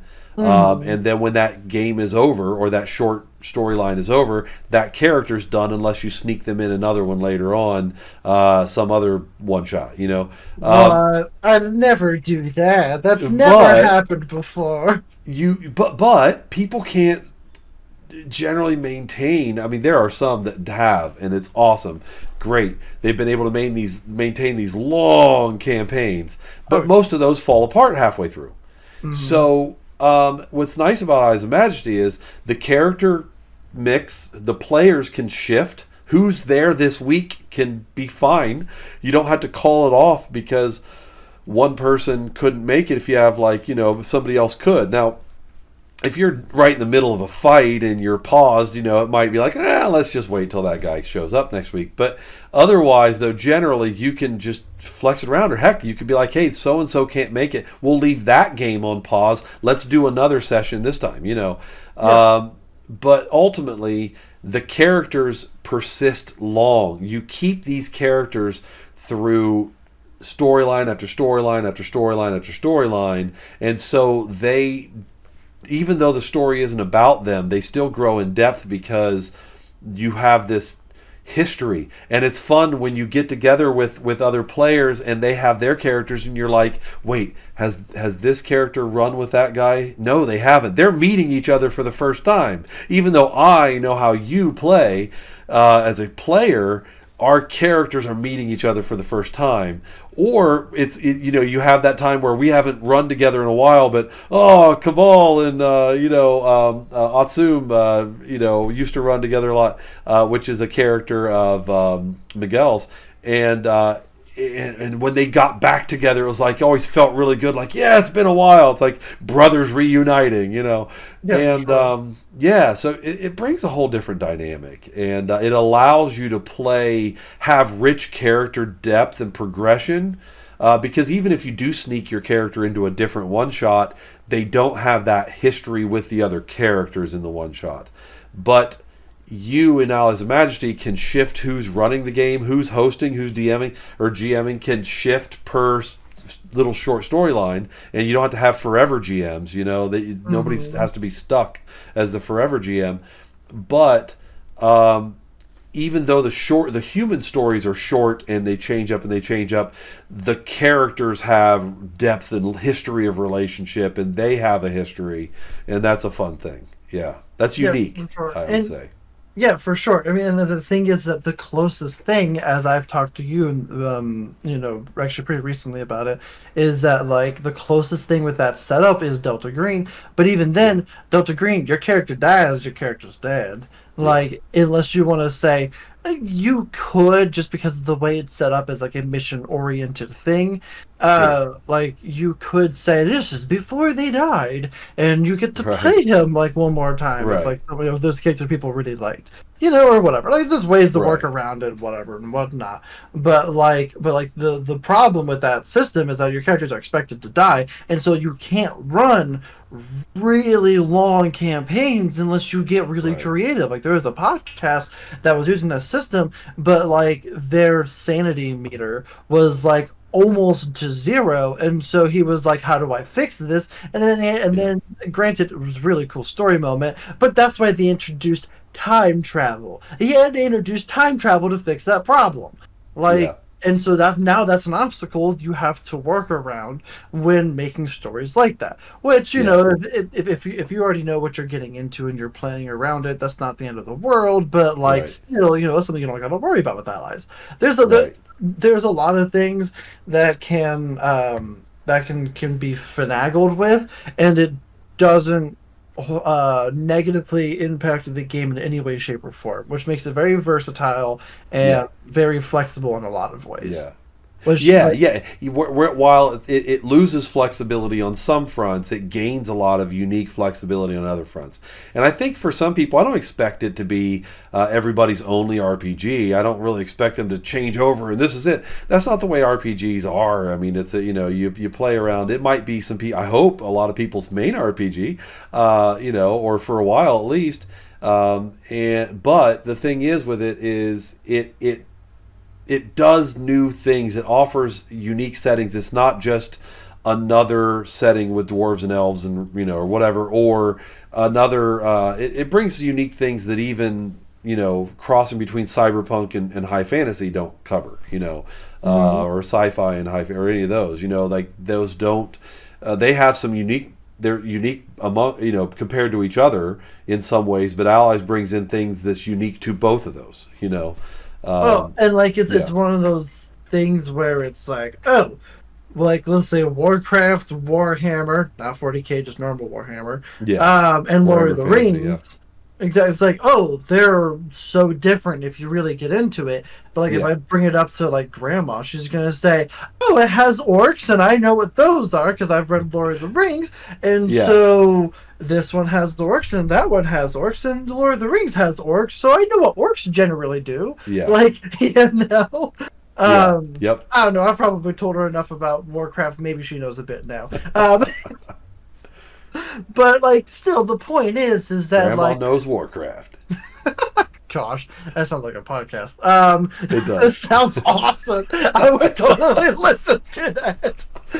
That's a great podcast. Oh, anyway. Sounds awesome. But like the point is that like Allies has something that's like wholly unique to itself in a lot of ways. Yeah. Just because it's something Yeah. people didn't really, I guess, bother to tackle. Yeah. Which which is unfortunate because a lot of really good opportunities. Yeah. So then the other, so you brought up, one thing you brought up there is you brought up time travel, and that I wanted to cover too, because that's something people ask about, is how does time work? And so we don't technically have time travel. You're not literally traveling. So people will say, oh, God exists outside of time, therefore the angels exist outside of time. But again, remember what I said, Colossians and Paul's talking about, they didn't know what the plan was, or else they would not have crucified the Lord of Glory, you know. And so if time travel is a thing for angels, then they just go back and don't crucify Jesus. And I mean, it just doesn't work. So, but your characters have existed throughout all of human history and into human future. So those spiritual characters have been alive and existed through all that time. So we just suspend our disbelief on what level they are. That's the main thing. It's just, when you are playing a mission that is from a different point in time, you just say, hey, they existed during this time. We're not getting too caught up on what the order is. And that way it's like, oh shoot, we're playing in modern day New York. I can't go back and do a Moses mission. It's like, no, you can. You can feel free to hop around wherever you want in that. It's not technically time travel. It's just a slight suspension of disbelief, knowing that the characters existed in all that time, but we're just doing a snapshot of a storyline from that time. Yeah. And another thing is that it's like how you were mentioning, like how characters build history with each other. Like that can carry over too. Like if the host wants to be so serious to make it a continuous story, that's on him. Yeah, that's on your GM, that's on your host, and your table. What your table enjoys, Exactly. Yeah, it doesn't matter that much. It's a game. Sit down and have some fun, please. It's a fiction. Technically, it's a fantasy game. I mean, we don't fall under. We do fall under fantasy in a lot of ways. We technically are fantasy, but we, most people when they say fantasy, they think high fantasy. So for sure. But yeah, it's a fiction. It's a fictional story. Yep. Yep. Exactly. It's one of those things where things like that can be hand waved, but if the table decides to not hand wave it, then that's a table decision. Once again, adding more flexibility to Allies as opposed to other games where it's just the setting is the setting, time is very linear, like that's just the way it has to be. If in order to tell a good story, unless you're doing time travel, that gets really convoluted and whatever, and I've done it once in my superhero campaign and I'm already starting to think, is that a good idea? But we'll get into that later. Well, sorry, let me rephrase that. I'll get into that later because they haven't experienced it yet. Hopefully it works out well. We'll see. Anyways. Oh, man, I just realized it's basically Terminator. Oh, well, I'll deal with that later. I have a killer robot. I was, sent from the future and back. Are they going back to prevent a child from being born? No, that's not happening. Okay. It's a whole thing. I don't want to explain the entire story now. We could do Terminator Allies, like that skit where they have him go back and try to keep Jesus from being crucified. Oh my gosh. Stop killing Judas! I'm supposed to die! Quit saving me! It's all part of the plan. Why? Oh my gosh. Because that's what I came here to do. Why? Why? One of my Anyway. absolute favorite scenes is that, like, at the very end when like the Terminator is comforting Mary and he's like, "Don't worry, he'll be back." Yes. It's like perfect. Put a pin in it and move on with your Right at life. the end. That's great. Oh, Oh, man. it's so Anyway. good. Anyways, yeah, if you haven't seen it, I highly recommend that skit. That's In living color is pretty the, good. I believe. Yep. Yeah, I think so. Yep. So yeah, but like yeah, when it boils down to it, it's a game. Have fun. As long as everyone's having fun, turns out you're doing your job real good there, Mr. Host. Yeah. That's what Yeah. it boils down Yep. to. Does rescuing mortals require the heroes to deal with evil angels? Oh, Do yeah. angels only fight off spiritual evil, or do they have to Right. worry about the material and spirit at the same time? Got you. Yes. So, yes, you do have to deal with evil spirits, and you also have to deal with flesh. So, that's really what it is. So, not every time. It's really up to you. It's not that, okay, so, like, for example, an illness, let's say somebody's supposed to be healed. Not every illness has in the game, and I don't believe in real life either. Not every illness has a spiritual, source to it, but some do. And so sometimes you are healing them by defeating the spirit that is on them, and then if that spirit gets cast off, then they won't be bothering them anymore. But sometimes God just you're working in through somebody's prayers or whatever, and either God himself through the Holy Spirit or commissions you to heal that person, gives you the ability to do that. So really, yes, rescuing, that's just one example, but rescuing them doesn't always have to involve evil spirits. It's usually, that's what makes the game fun in a lot of ways, is the combat. So a lot of times it will, but develop that plot, go for it. And I try very much in what I produce in the game. I mean, you're going to do what you do at your table, but I try to make it pretty clear that even though we are super focused on the spiritual, not everything is oppression by some evil spirit. Not everything has its source there. You can just make bad decisions and find yourself dealing with the consequences of that. You don't just have to contend with the evil spirits, you have to contend with the humans' choices. They are free to do what they're going to do, and you are in the scenes, usually unseen and unknown, trying to steer that, trying to guide their thoughts and hope that you're like, it literally kind of is the little angel and devil, like in the cartoons where they're whispering into your ear. They're like, no, do the thing. Oh, you don't want to do that, and it's like, it jokingly, that's funny, but it kind of almost is where you're trying to vie over influence. You're trying to influence that person, but they are the one, even in those scenarios in the comical cartoons or TV shows, when you see that they're both trying to influence that person's decision and what that person will do, and that's the way it is in the game. So you've got to struggle with uncooperative humans and humans with their own selfish desires and other things, just as much as you have to deal with spiritual situations, and sometimes simultaneously, and it sometimes gets hard, and that's a unique challenge of the game as well. Yeah. A good example would be like in the Spawn world. Like Spawn is like basically just back on Earth trying to do his thing, and then there's like some like clown demon that's like consistently trying to push him to essentially like be the evil warrior for like hell that he's supposed to be or whatever. Like like granted, like the clown dude's able to like actually be manifest and be there or whatever, but like if it wasn't if it wasn't there physically and he was trying to push him to do these like essentially what he wants him to do, like that's kind of what like fallen angels or evil spirits might end up doing if essentially left unchecked. Like they're just consistently, and for the most part in the world, they kind of are unchecked. I mean, in that regard. For sure. We're outnumbered. When we're the holy angels here, we're outnumbered. And, this is hostile territory. And when you first come in as a low-ranking character, it's not like games where you start off and you're the hero, because again, remember, your character can get beat up and you're going to come back. So it gives us an opportunity to let you feel, when you're a little guy, you feel like a little guy. When your party's weak, you can feel weak.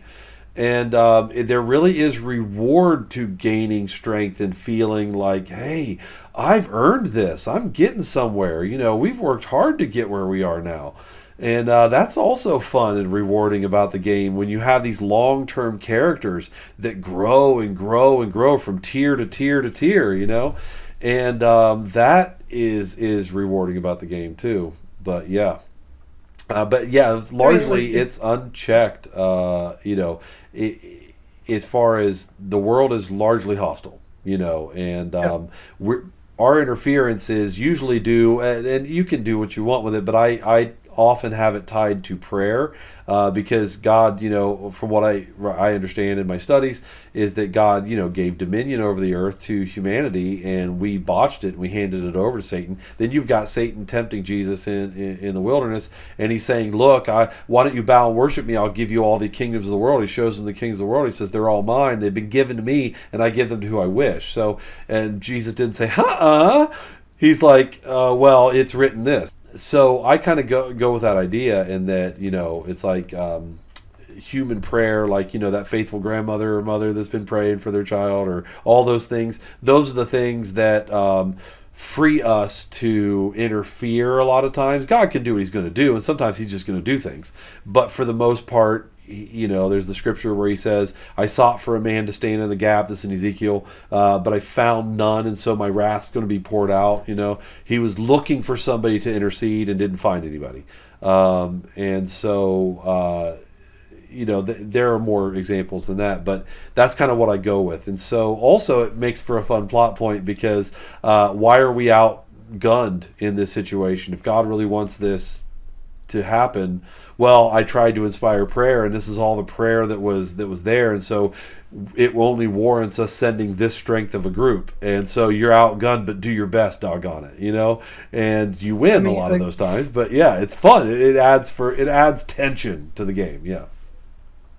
Yeah, there's like 2 points I want to bring up. The first one is that this isn't like Final Fantasy or Dragon Quest or Dragon Warrior, where you start off in your little, like, old school, to clarify. You start in your little area, and the monsters are leveled appropriately. You still can lose and whatnot. No. This is more like Skyrim, where I was like plopped down and said, "That's a giant. I've only been playing this game for maybe an hour. Let's see if I can go fight him." And then I went flying across the world because he decided to play golf with me. I was the ball. You don't have to pull back your punches to tell an interesting story. You can have insurmountable odds, because like the worst thing for a DM to do is essentially say, oh, like, in order to tell a good story, your characters have to win. So like now the tension's almost completely gone. Like I had it makes the stakes real. Just people say, oh, when if your character can't die, what stakes are there? But in human situations, your character cannot succeed. Your character can fail. And that raises the stakes in a way that a lot of role-playing games can't do as well. And so here's a great example. When you're playing, let's say, Dark Souls, Monster Hunter, or Mega Man, the games that are really hard... Yes. When you get to the boss, the stakes are real, not because, oh no, I might die. Yeah, you're probably going to die. Like, that's what happens. But you respawn. Yeah. But like when you get that really close, I'm almost about to beat them. I just need to make sure not to get touched or hit one more time.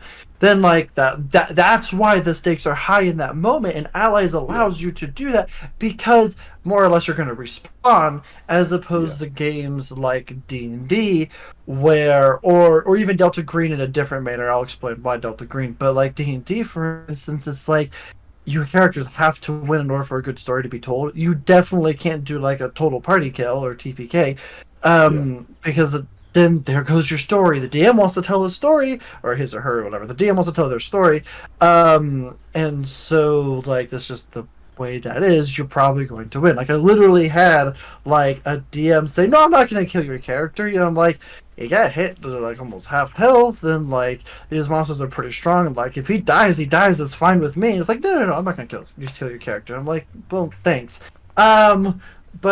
But on the flip side of that coin, you have games like Call of Cthulhu or Delta Green where dying is almost inevitable, and Yeah. then now it's just kind of like, well, it's a matter of time, and then like it's kind of like how far into the story can you get, or how much of the mystery can you solve before that happens, and that's fine, and that creates a lot of tension in a different way. Yeah. This finds a really good in between, in my opinion, and to where like the tension's there, but that failure is acceptable, Yeah. as opposed to like D&D where failure is not really acceptable. It just doesn't happen. You just really don't Yeah. fail, which kind of sucks often.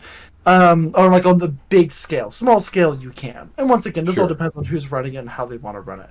And then Right. Right. the more extreme side with like Delta Green or Call of Cthulhu, failure is inevitable. Right. you know, and it's only a matter of time. Which, like I said, both present different type of things, or different opportunities. But like I said, I think Allies hit a really good in the middle when it comes to that type of stuff. Oh, there was one more thing I wanted to mention. Yeah. No, Um, go for it. sometimes your guys' mission is to take care of the material evil presence. Yeah. Cabal. I had Oh, to do that a yeah. couple times. Like, That's very rare, but yes. I mean, I know what you're saying. Not the situation. The situation's not rare, but that going to having to go to that level is rare. Yeah.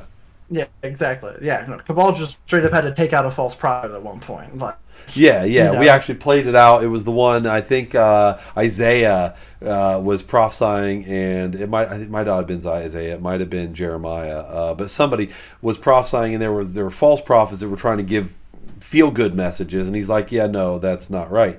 And I believe it was Isaiah.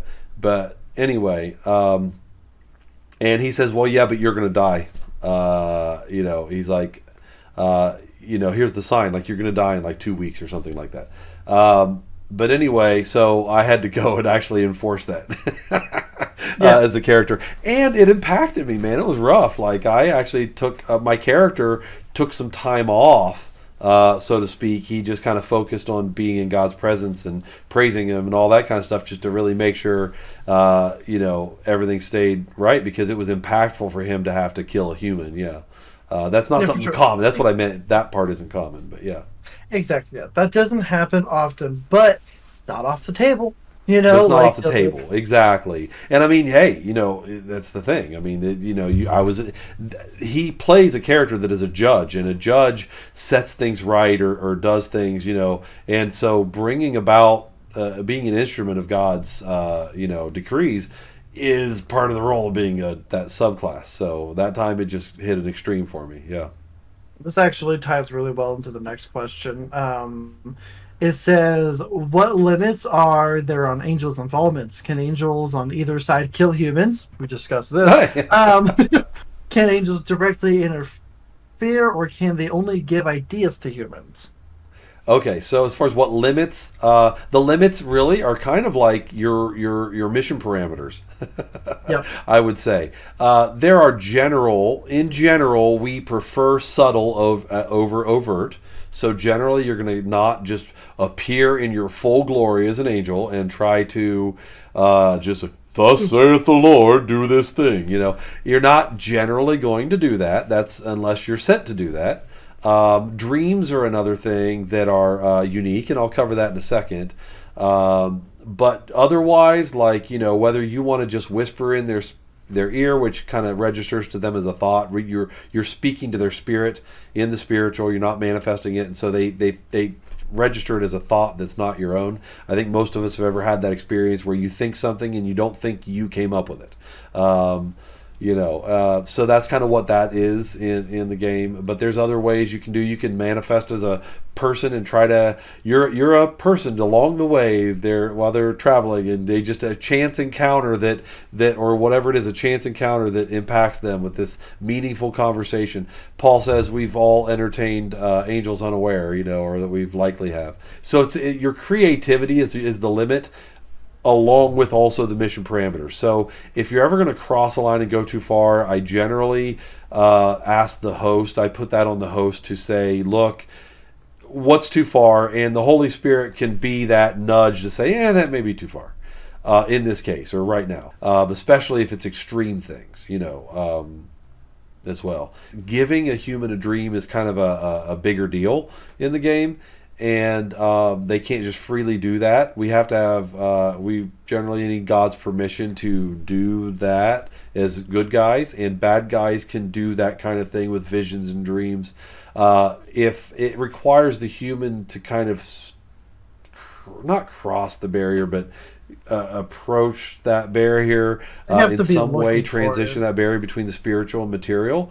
And so in that, there are things that can artificially make humans, and I'm trying to base this off what we understand in real life and also biblical stuff.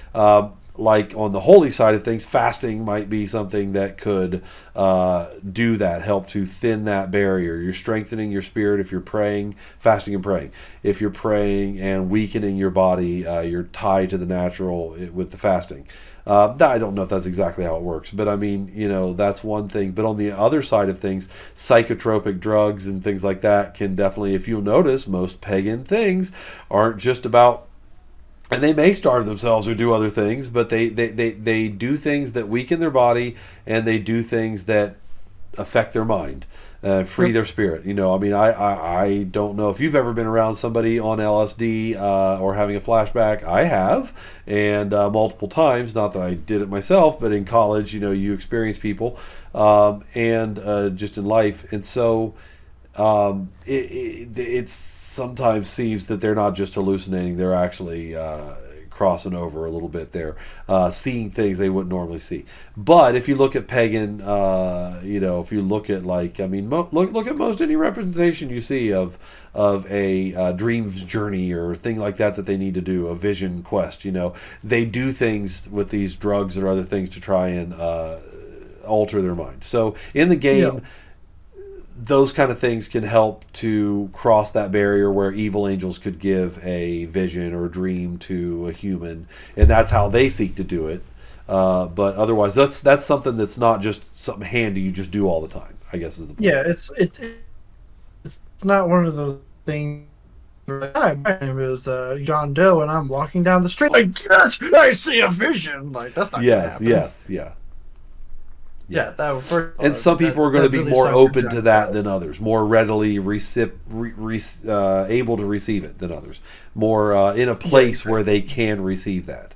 And I can say from my own spiritual discipline, I can do things in my life and have certain practices or lifestyle or things that I'm doing that help me be more in a place to hear what God's saying, It still doesn't force him to speak. I can't conjure him up, but it makes me more receptive.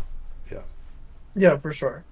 Going back to what you're saying, what are the limits angels can and can't do? A pretty good example was that one time there was a mission where essentially there was a pastor who was kind of in it for the money and was kind of saying some I guess things that weren't necessarily true. And our mission was to essentially get some of the big people of the church to kind of question and eventually probably basically call him out on his crap.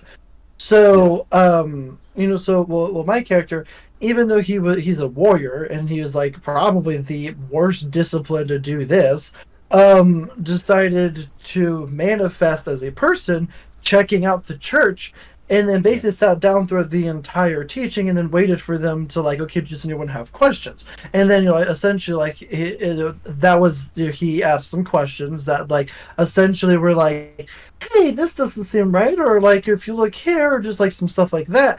But afterwards, there were some people that were trying to find him to ask him more questions, and that was outside of the parameters. He wasn't there to give divine knowledge Right. to the members of the church. Right. They were there to get them to a very bare minimum question the guy who was spewing some nonsense, you know. Right. And so at you're that this point, guy that shows up for one service, and then he slipped out after this, or he slipped out, and where is he? But he's got us thinking now, you know? Yeah, exactly. Yep, and I had to get out of there before they started asking me questions. Right. You know, so yes. And so you know, like that's a pretty good practical example of like what is a creative solution that's still within the limits, and where do things go outside of the limit. Yeah, exactly. And again, it can be a little more extreme than normal in the sense that it doesn't have to be simulationist unless that's what your table wants. Because, you know, we are dealing with the, just like the Bible, so many exciting things happen in the Bible. And it's like, wow, was life like that for the people? It's like, no, remember, this is a span of a long time, and they're pulling out highlights of things that were major. You know, we get the beginning of Moses' life, and we get what happened when he was around 40-ish or somewhere in there and had to flee when he killed the taskmaster. And then we get when he's 80 and gets called to go back. You know, it's like, what about those 40-year spans in between each of those? We don't read much about that because we're getting the you know. So these missions don't usually deal with the humdrum either, and can be those more of those rare experiences that happen because that's what we're playing out. You know, we don't need to play out just like in any role-playing game. You're not playing out brushing your teeth if you have toothbrushes in that world or whatever. You know what I mean? Yeah, for sure. But you know, there are some games that try to emulate more of that type of stuff and whatnot because they're going for a way more realistic take on things than, for instance, D&D, which is not. I mean, like, one of my favorite things to do is in character say, I gotta use the bathroom, because people just aren't expecting it, and it's fun. This is the normal thing people do, and they're just like, what? Like, you're saying in your non-allies games, to be clear. No, angels don't have to go potty. No, for sure. You know, but just like, I don't know, like, just like a superhero that's just like, oh, gotta take care of something. I need a pit stop. Oh, yeah, exactly. Just like goofy stuff like that. That's one of those things because people aren't trying to be that realistic, and so like when someone tries to, it's funny. About as realistic as it gets. Where can we eat? I'm getting hungry. You know. Yeah. Yeah, exactly. Just stuff like that. So like, there's some systems that try to be more. Exactly. Like I said, there's some systems that try to be more serious about that type of stuff. There's some that just kind of gloss over it. Something came up that I do want to say too is the spirit realm that we exist in this game is not like occult experiences from most fantasy games, where it's like if you're exercising some authority over some demon or some other thing like that, you're not conjuring up a spirit. These spirits, they are not subject to you. You do not control or command them. They, if ever it seems like that, they're lulling you, or drawing you in, letting you feel that way to achieve their own purpose. And no person's going to bind this spirit to do this or that. As far as what I mean is like a cult through a cult means.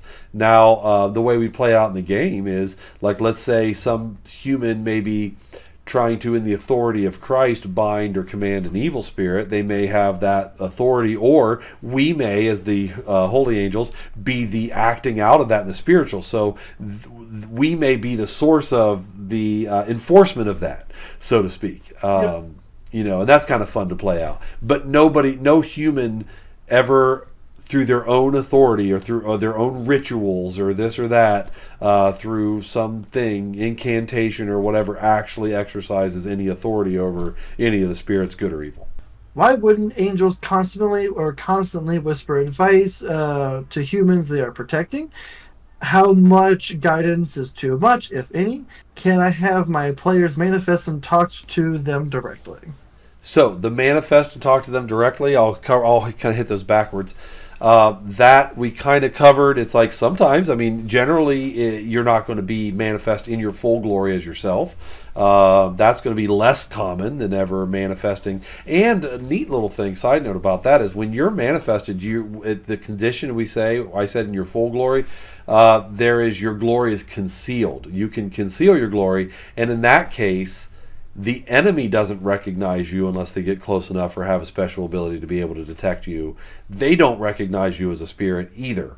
Or if they perceive like, hey, he's walking a little too fast to be a human, or whatever. There's a lot of little fun incognito in disguise missions or undercover missions you can do, plot lines. That's a fun change too for the game. As far as how many times can you try, or how much is there, just why aren't you constantly whispering?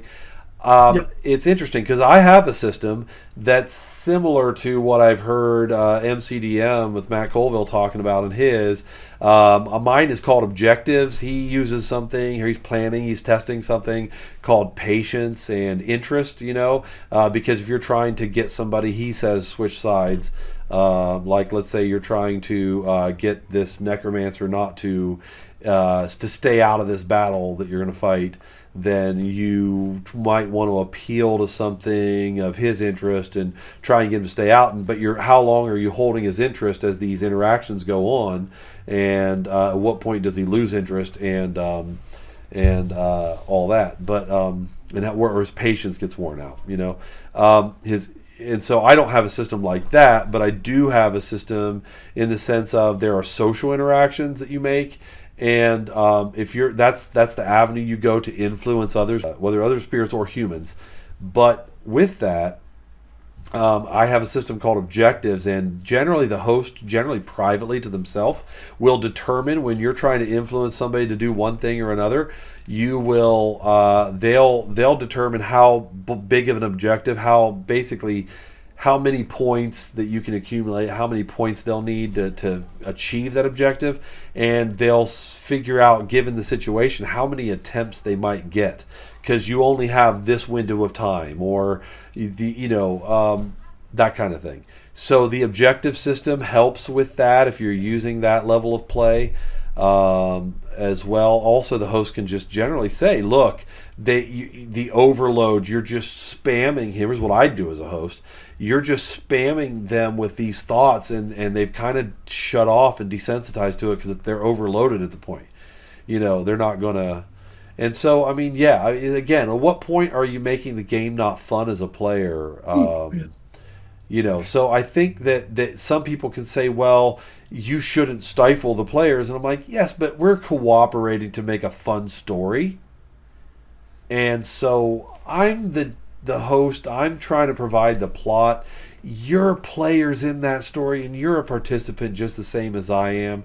And so there should be some degree of understanding and cooperation that we're in this together, trying to make this story interesting and fun.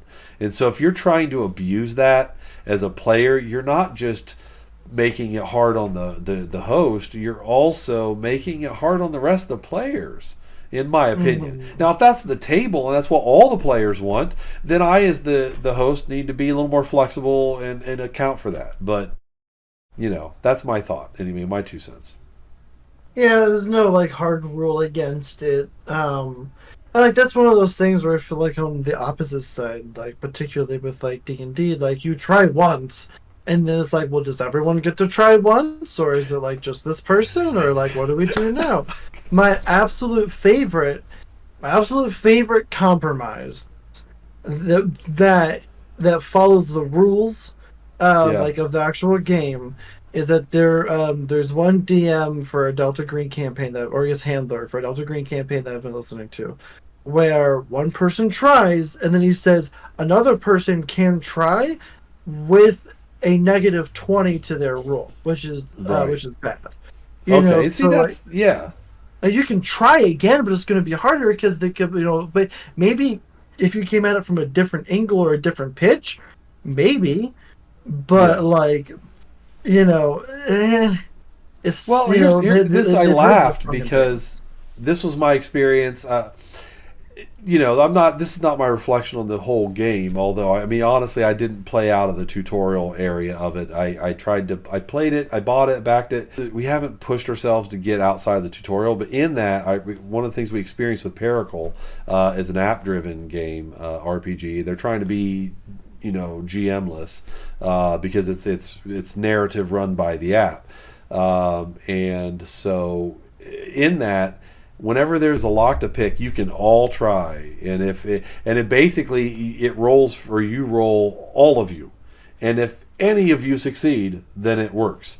But then on the converse side, which does make more sense to me, is if you're trying to be stealthy, all of you roll, and if any of you fail, well, that makes more sense because think about every real situation. You're sneaking and the one person kicks the tin cup, It's like, oh, shoot, and now they know we're here. That makes more sense. But when it's like you're trying to persuade somebody and all of you get to try, and if any of you succeed, it's like that kind of stuff kind of breaks it, and it also makes it min-maxy, where it's like, dude, okay, so we only need one of our party to have this skill, and then everybody else focus into different skills. It kind of, that isn't my preferred.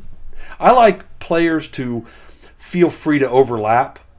Their characters can kind of overlap, or they can diversify. I don't care, and I love that with Allies of Majesty, since you're not worried about things as much with like party kills and all that, is that you can be overlapping characters. Like Carl likes to talk about, and I do too, the time where we had all three of our king priests, which is like a dual order mix, warrior, ministering spirit, and that's a subclass of that mix. And then we all three of us were just running together as a party, and they're all the same subclass.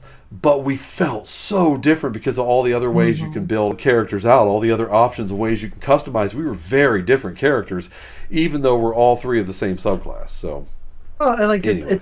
It's one of those things where it's like D&D doesn't have as a robust character customization when it comes to mechanics, in the sense to where if you're playing a good comparison to be for a king priest would be, I'm playing a fighter cleric. Yeah. Okay.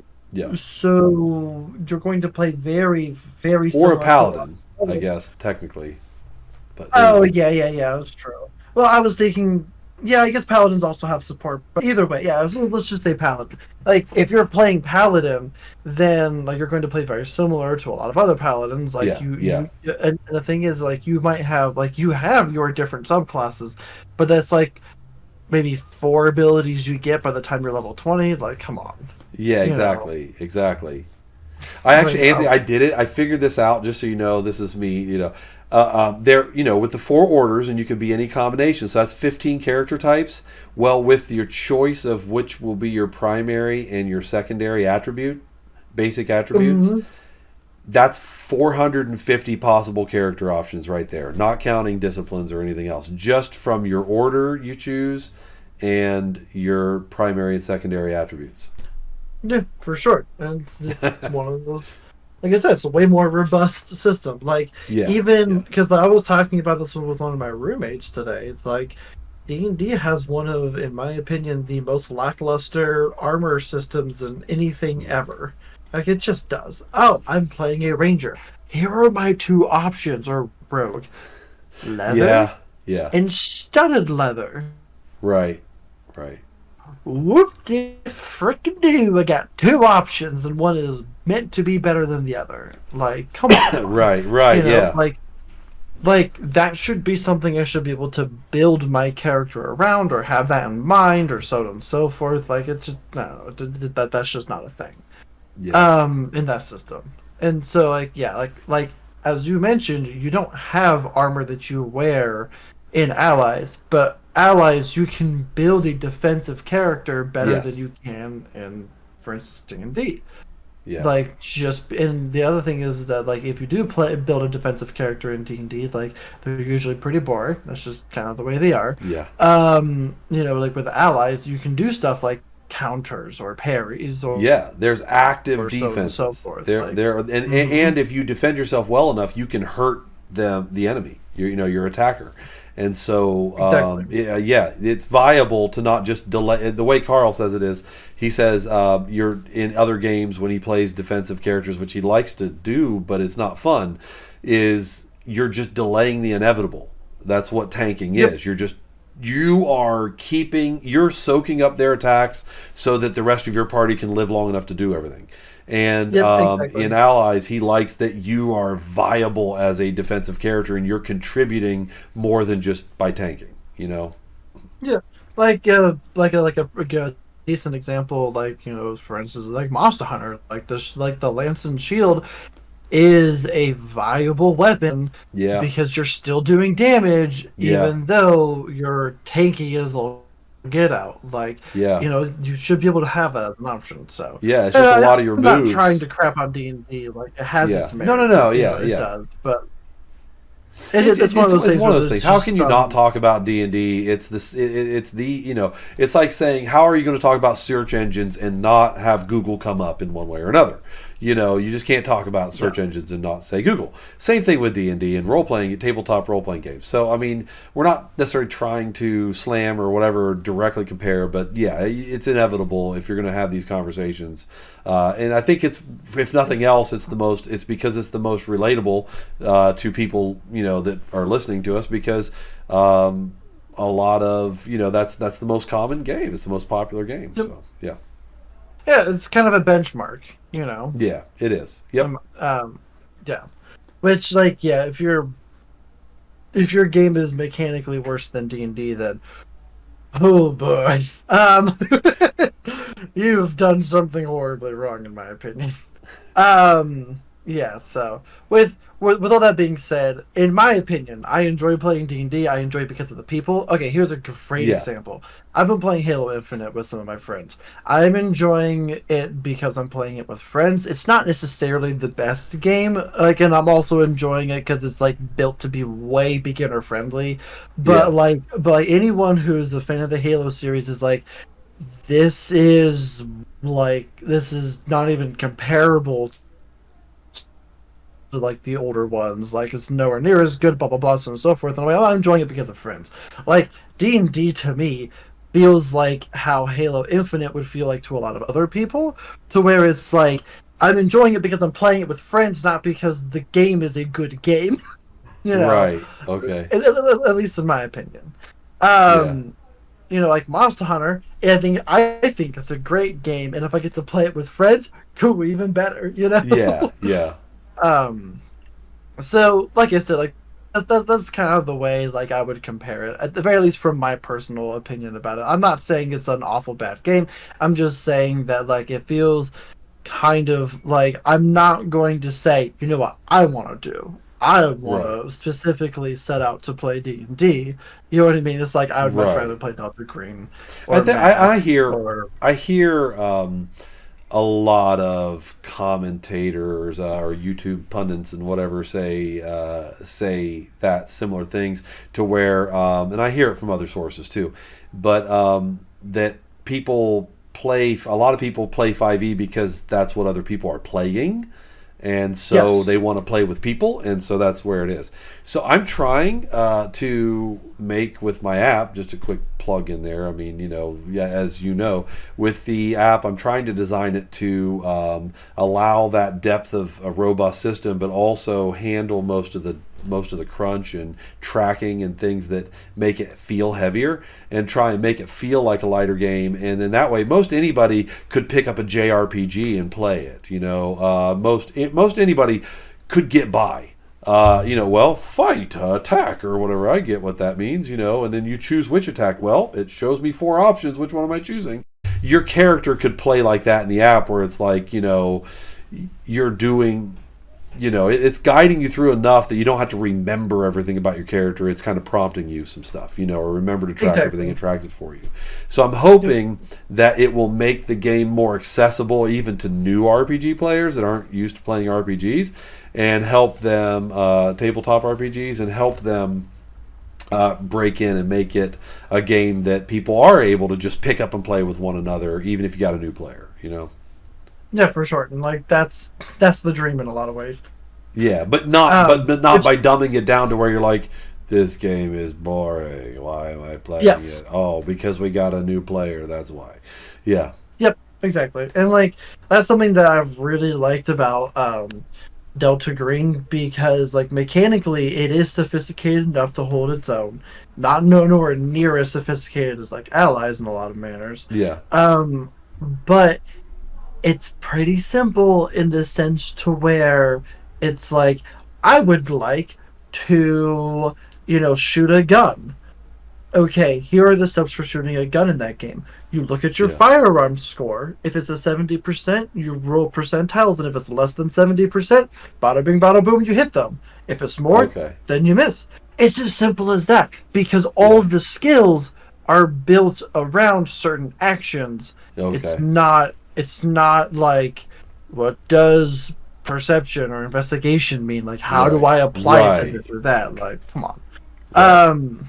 So so it's one of those things where, like, for my personal stance on it, it's like there's better options, but that's what people are playing.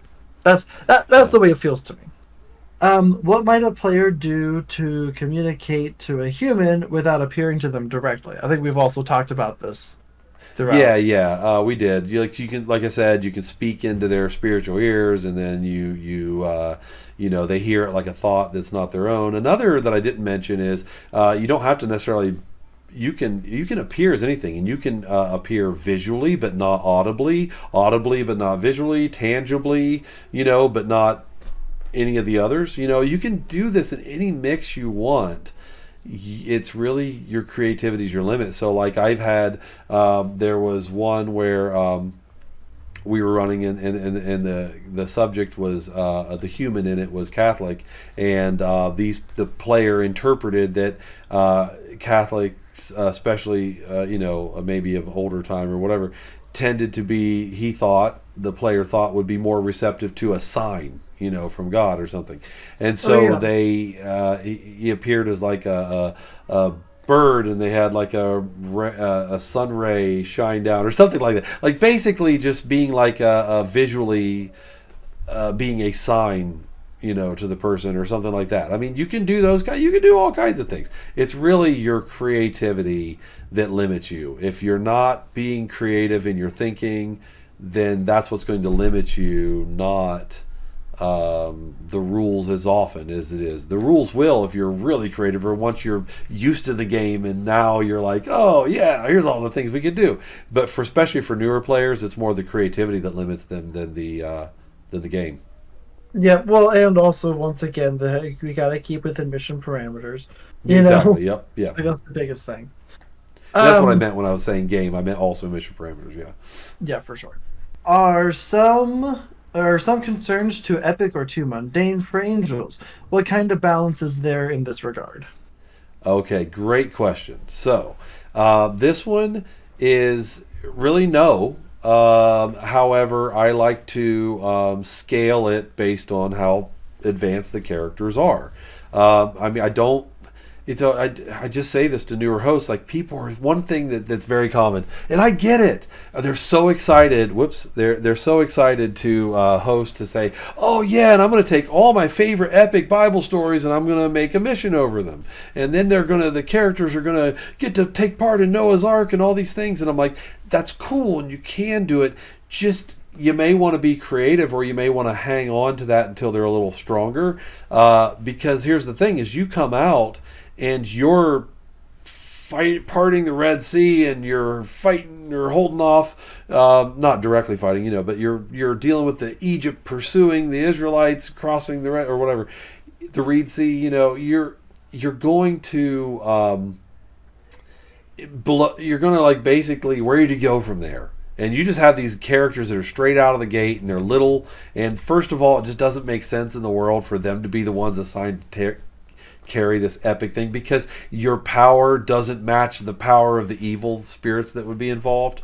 It just doesn't make sense. So if you want to do that, do it. It's it's your table. Have fun. But I'm saying it just leaves you with nowhere to go from there. So yes, I actually have gotten some comments on some of the things that missions that people have played where they're like, you know what? I like that you take some mundane things and they're actually concerns. And I like how you show that God is involved in some mundane things. And it's true. How many times are there that you might have almost got hit by a car or something and not realized it, but you turned your attention and went a different direction because, or who knows if you might have got mugged or some other thing, but that God saved you from it without you ever knowing it, and it seems mundane in your life. You would not. So I don't think there's things that are too mundane, but I think that there are not things too epic, but you may want to hold the epic, or if you're going to do that and you want the characters to be a part of it. For example, there were ones where I ran a mission in Sodom and Gomorrah when they were the two big angels were going in there, and that's what it was. You weren't the big angels going in there. You were angels that were assigned to try and keep them safe and keep the heat off of them while they were doing their big thing, because you guys aren't at that power level, but you could find a peripheral way to do it and a peripheral way to handle it. And then also as a host, I had ways that, and you can change history if you want, I don't care, but because it's fantasy, it's fiction, but if you're concerned about that, which I tend to not want to do, if you're concerned about changing history, then I had ways that they're like, yeah, but how is this story fun? Because we know how it ends. Yes, you know how it ends in the big thing, but if you're not those central characters, you don't know what went on behind the scenes. And so you could have a contingency to where the real story is going to play out this way, but your part in it may have failed. And your part in it may have not worked out as planned. So that's just my 2 cents. What's yours on that? No, yeah, I agree. It's it kind of can sometimes put like I guess a host in somewhat of a predicament, to the point where you have for Dragon Ball, you have Vegeta and Goku, and they're super powerful, and they're going to be the ones fighting these big awesome things, and then they're like, hey, I don't know, Krillin, your job is to go get us some sensu beans, which are healing, basically magical healing beans. Okay. It's that's your job, because you'd die if this guy looked at you funny. So it's one of those things where it's if you're not a super powerful thing, it doesn't mean you can't be useful. It just means you might be going to go run the big cool guy's errands. Sure. Yeah. No, there's times where we just literally sent guys out to be a decoy and a distraction. That was our mission. We were trying to get the attention elsewhere so that the real thing could happen. This is one thing that I want to reiterate. We said this already, but I do want to reiterate it. One of the things that's cool about that, though, is when you do get to the epic stories and participate in those epic things, you feel like you've worked to get there. You feel like you've earned this. Doggone it. I mean, finally I get to do this thing. This level of thing. Yeah, for sure. Absolutely. And I can't overstate that, I don't think. But going back to Dragon Ball is a kind of example for this, because he fought I think it was Raditz, and then it's Raditz compared to what they're fighting now is laughable, but as you've gone through Goku and Vegeta on this journey, they've gotten cooler and more powerful, and this and that and some other things, but it's what if that really was your character? Exactly, but what if that was your character that was getting more powerful and fighting these gods of destruction or whatever that could end the universe if they feel like it, so this is one of those things where it has more of that shonen feel, if you will, to where you do start off smaller and get bigger and bigger, and by the end you're just I can fight the biggest baddest thing out there. Before it was please don't look at me, Because it's not level 1 through 20, and it's not about numbers when I say this. There's tiers 1 through 4, and that's broken down into ranks. You're in an army, so there's ranks. You're in the service of the Lord, and so you start at a rank 0 and you work your way up potentially to rank 49 at the top. But it's not that we have more than twice as many ranks.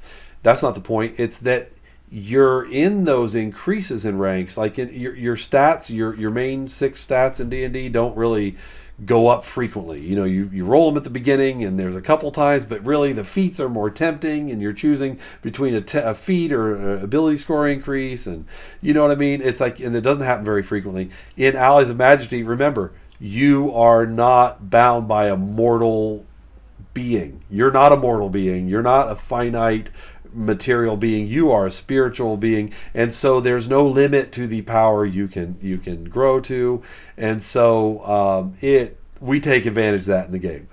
And you really grow and grow and grow, and that's another neat, unique experience with Allies of Majesty, is that, I mean, literally the numbers, like, if you change from D&D, I'm saying you might, the max you're going to usually start at for most characters is 18 on a stat, but usually you're more in the high teens. It depends on the group you're playing, how limited they want to be on the stats. Some will have you really more realistic. 10, I think 10 is supposed to be flat average. Is that right? Yep, 10 is supposed to be flat average. So 10 is like your flat average, and you might get up to 20, and usually 20. They set a max at 20 on some things, I think, but for most characters, everything is a max of 20. Okay, so then so you're not going to change much. No, you're not. I got really lucky with the character, and we're doing you roll 46 to drop the lowest. And I rolled 3 6s, and then my racial trait was +2 to Dex, and I'm like, well, guess I have 20 Dex right off the bat. That doesn't feel great. Like as cool as that is, that doesn't feel particularly great. Like, I have a different character that has 20 in Dex and 20 in Wisdom, and that's because I got pretty good rolls, and B, I don't have any feats with that character at all. I said my goal for this character is to make him stat wise as beefy as possible. Just to kind of see what that looks like. And so that feels better than just my ranger has 20 Dex because I rolled some dice. Cool. There's no sense of accomplishment in there. And that's it. With this, you're building, exactly. And with Allies, so your stats start in the 20s to 30s, usually is the general range, in the 20s to 30s. And then by the time, if you get to that in the rank 40 to 49, by the time you get up there, you should have your lowest stat should probably be close to 200, if not over 200, and your upper stats should be in the 4 to 500s. Really, your character develops a lot. Your stats change, or your power level changes wildly. Yep, for sure. Increases. It's like I said, Goku's still Goku personality-wise. He's just way better at punch now. Exactly. Yes. And I'm sure if I've watched it vicariously, but I haven't actually watched all the stuff. I'm assuming he matured as well as a character. Yeah. That's the funny part. I don't think he really did much. He's still an idiot. Man. Yeah, no, Goku's an absolute moron, but that's kind of the thing. Canonically, and I think this is so funny, canonically, part of the reason is because he was dropped as a child. Oh, jeez. Canonically, that's partly why he's so stupid. That's funny. I mean, there are some characters that have character growth and get more powerful, whatever. But really, all in all, I think that's kind of the charm for that particular character, because he has almost he's one of the most powerful things in the universe at this point. But he's still just kind of himself, which okay, that's fun, that's kind of goofy, But I guess a good example would be kind of going back to the Voltron thing I was saying earlier. Is that they gave them so much room to grow, and they grew, and also they got better at fighting throughout the entirety of it. It's it's one of those things where at first they're fighting a monster or a spaceship, and then it's now they're taking on an entire fleet, and are fighting the alien empire as a whole or whatever. And that's it. See, games, if you don't have that build, that you talk about, if you don't have that building excitement, it just, the story doesn't stay as interesting. And so Allies of Majesty, through the system itself and the story its setting and story itself, does have that kind of naturally built in, to where even if the storylines aren't of the humans aren't changing that much, which they should, then you still have that your character growth and the other things just naturally make it more epic anyway. The enemies you're going to face and that kind of stuff. Exactly. Yep, for sure. Cool. Yeah, there's not to go to start an entire another rabbit trail, but just as a kind of a side note, not that it's impossible to tell a good story without having your characters get better and better. Like a Call of Cthulhu Delta Green, like their entire shtick is that they have a mystery that you're uncovering. That's telling a different type of story, and that's perfectly fine. Yeah. Thank you very much, Anthony, for coming on and joining me here and helping me break this down. And I hope this answered a lot of questions for people that may have, again, it's a really unique setting and some people struggle to really get their mind around it. So I hope that this helps, and I'm probably actually going to be taking more questions, and we'll do another one of these at some point once I get a few of them, if I get enough of them. And that way we can make more videos if these are helpful. So thank you very much, and have a great one.